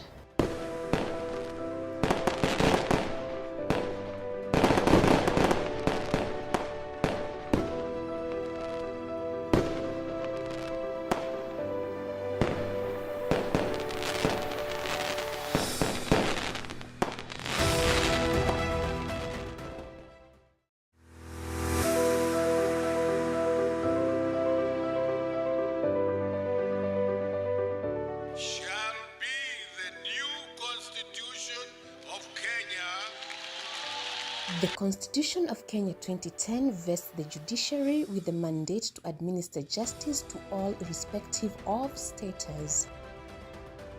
It also calls for promotion of alternative dispute resolution, including reconciliation, mediation, arbitration, and traditional dispute resolution mechanisms, a key duty in the realization of the constitutional promise of social transformation.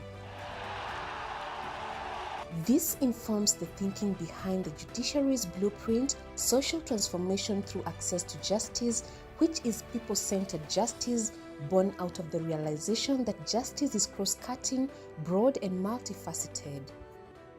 Social transformation through access to justice aims to create a strong institution that is independent, accessible, efficient, and promotes the rights of all, especially the vulnerable. It seeks to improve access to court services, adopt and deploy versatile technology, expand the doorways of justice, enhance access to legal information, champion criminal, civil, and commercial justice reforms, entrench people-centered data and evidence-informed justice services, mainstream green justice, and promote indigenous social justice jurisprudence and demosprudence.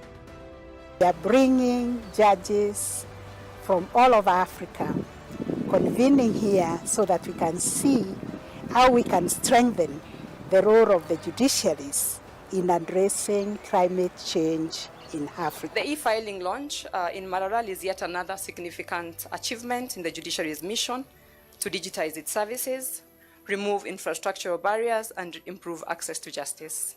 Towards achieving an inspired team of judges, judicial officers, and judiciary staff committed to excellence in delivery of justice and strengthening human capital management and development, social transformation through access to justice is focused on strengthening result-based management, enhancing training, talent management, and capacity development. It also seeks to improve work environment, foster a culture of shared leadership, and inculcate a people-centered performance culture. The Judiciary 10-year blueprint seeks to strengthen financial mechanisms that support the independence and integrity of the judiciary by enhancing funding for the judiciary and the justice sector, improve efficiency in resource utilization, and improve financial management systems. Social transformation through access to justice is committed to deepening partnerships that enhance coordination in the administration of justice through enhancing strategic partnerships and collaborative relationships, strengthening people-centered justice partnerships, and strengthening partnerships with development partners, private sector, and the media. The vision also seeks to enhance public trust and confidence in the judicial system by maintaining high standards of integrity among judges, judicial officers, and staff, improve communication and information sharing, strengthening community outreach and civic education, and strengthening of judicial independence. The blueprint for the judiciary, which is going to be the roadmap that is going to guide the judiciary in the next 10 years, in the steps that we are going to take to ensure that justice is accessible to Kenyans. We want to assure Kenyans that we are on the right trajectory in terms of serving them. We have now embraced technology and we are encouraging Kenyans not to be left behind because this is the way of the future.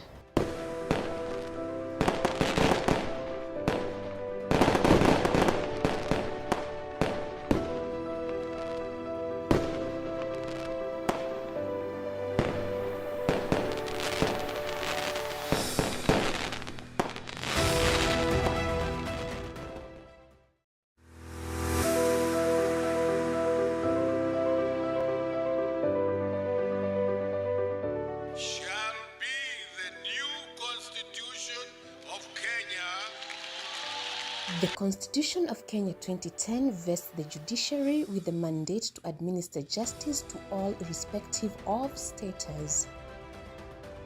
It also calls for promotion of alternative dispute resolution including reconciliation, mediation, arbitration, and traditional dispute resolution mechanisms, a key duty in the realization of the constitutional promise of social transformation. This informs the thinking behind the judiciary's blueprint, social transformation through access to justice, which is people-centered justice, born out of the realization that justice is cross-cutting, broad and multifaceted. Social transformation through access to justice aims to create a strong institution that is independent, accessible, efficient, and promotes the rights of all, especially the vulnerable. It seeks to improve access to court services, adopt and deploy versatile technology, expand the doorways of justice, enhance access to legal information, champion criminal, civil, and commercial justice reforms, entrench people-centered data and evidence-informed justice services, mainstream green justice, and promote indigenous social justice jurisprudence and demosprudence. We are bringing judges from all over Africa, convening here so that we can see how we can strengthen the role of the judiciaries in addressing climate change in Africa. The e-filing launch in Maralal is yet another significant achievement in the judiciary's mission to digitize its services, remove infrastructural barriers, and improve access to justice. Towards achieving an inspired team of judges, judicial officers, and judiciary staff committed to excellence in delivery of justice and strength management. Child rights advocate. So at this point, allow me to welcome the DCJ, Deputy Chief Justice, to place the STAJ logo on top of the outcomes here.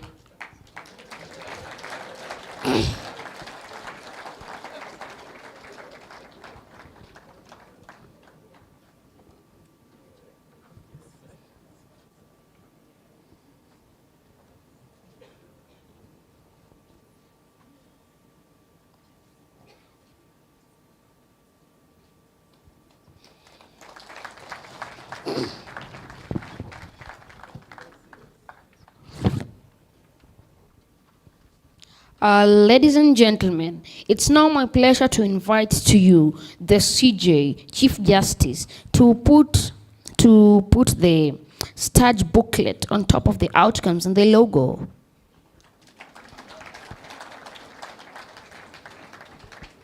Kindly, as she comes, give her a big round of applause, guys. It's the CJ.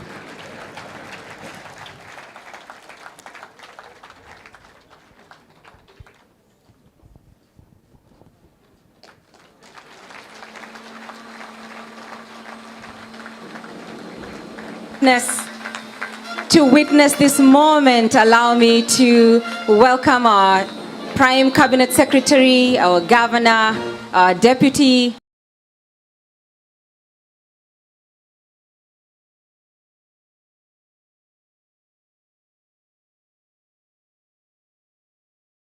Children here.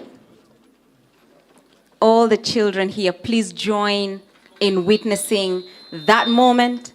And I will now hand over to Kayamba to celebrate this moment.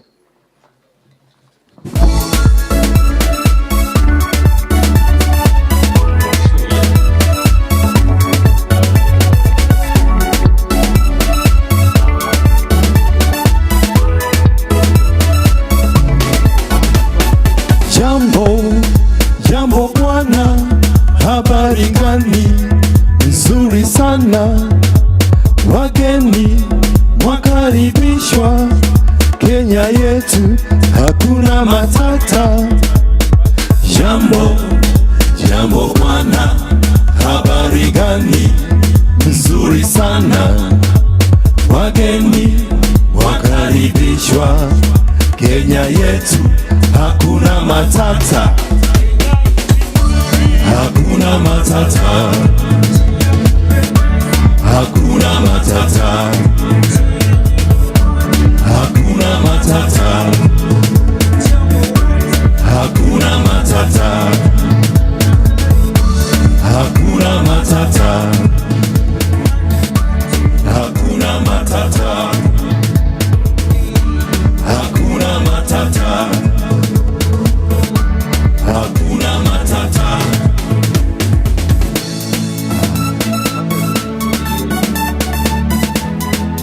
We recognize a core constituency, championing promotion of social harmony, championing connection with actors, adjudicating disputes, and forming the fulcrum of judicial integrity. Our College of Judges and Judicial Officers, please join the Chief Justice on stage to symbolize this very auspicious moment.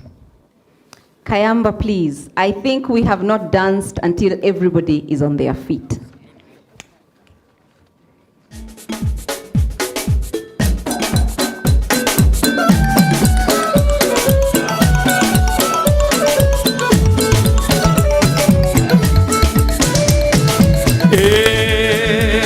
Ambi mulole bakusunda liseba. Ambi mulole bakusunda liseba. Abanuvo. Ambi mulole bakusunda liseba. Abanuvo. Ambi mulole bakusunda liseba. Sirilia, sirilia, sirilia, sirilia. Sirilia, Sirilia, Sirilia, Sirilia.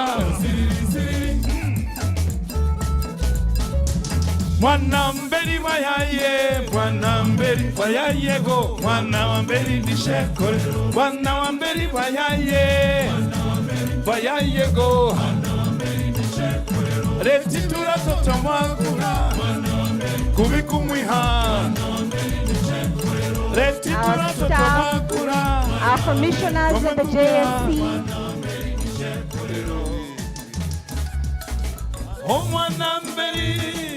Omwanamberi nishekwero.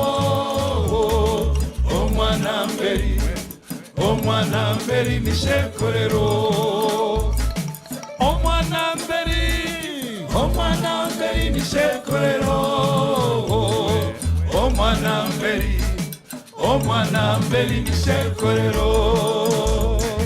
Ndenya kuchinyula musara kweli barabandi. Ndenya kuchinyula musara kweli barabandi. Ndenya kuchinyula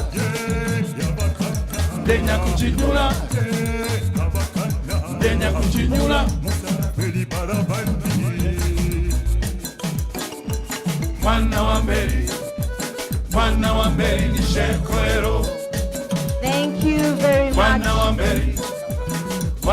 mberi nishekorero. Thank you. Mwana wa mberi nishekorero. Mwana wa mberi nishekorero. Thank you very, very much. For that, may I request our judges, our elders, our guests to please take their seats. And may I, with humility, request the Chief Justice, Deputy Chief Justice, and Chief Registrar to remain on stage.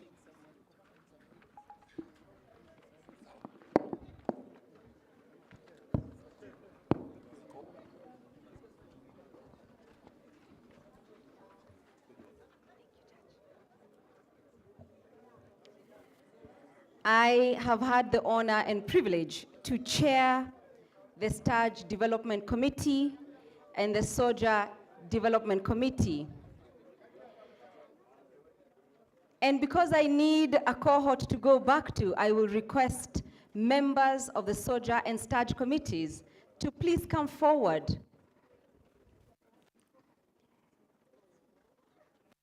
We agree that we work in the background, but allow me, with the permission from the Chief Justice, to request that we recognize you for the work that you have championed over the last 2 years.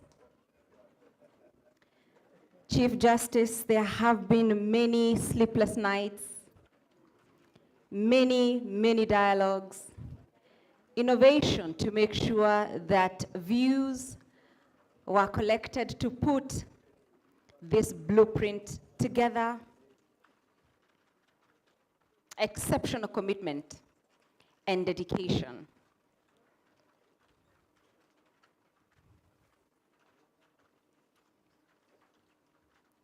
Chief Justice, thank you for giving us the honor to facilitate this process.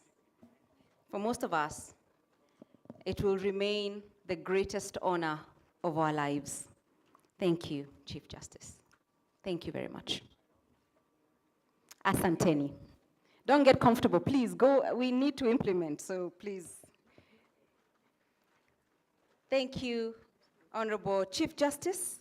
May I request that you now take your seats and hand over to my co-MC, Sophia, to lead us in the ultimate program.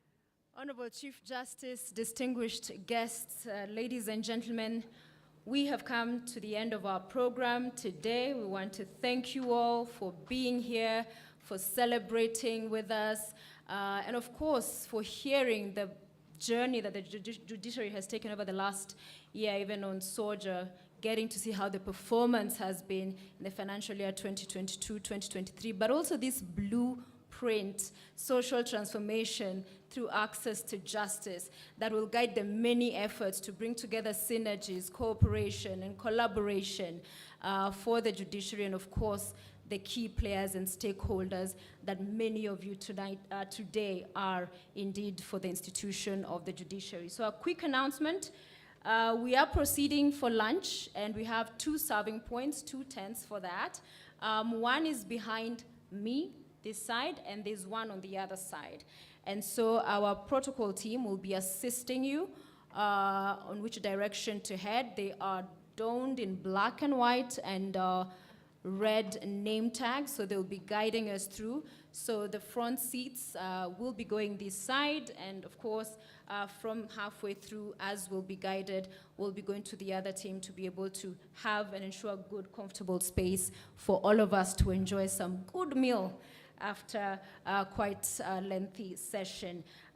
Then finally, to remind us, those of us who have not gotten the hard copy of STAJ and SOJAR, remember there was this flyer we talked about a little bit earlier. So on both sides of it, at the top, on the back side, you have download STAJ, a QR code. So just need to have your phone pointed on that and you'll be able to get that copy and the details in that report. And on the front page, Judiciary at a glance, you also have another QR code for SOJAR. So you have SOJAR and STAJ on the other side, so you can be able to read and get all of the information. You've gotten the summaries today, but the details are in there. So I will now invite the band, GSU band, for the national anthem. Request us all to be upstanding as we close, which is also a prayer for us today.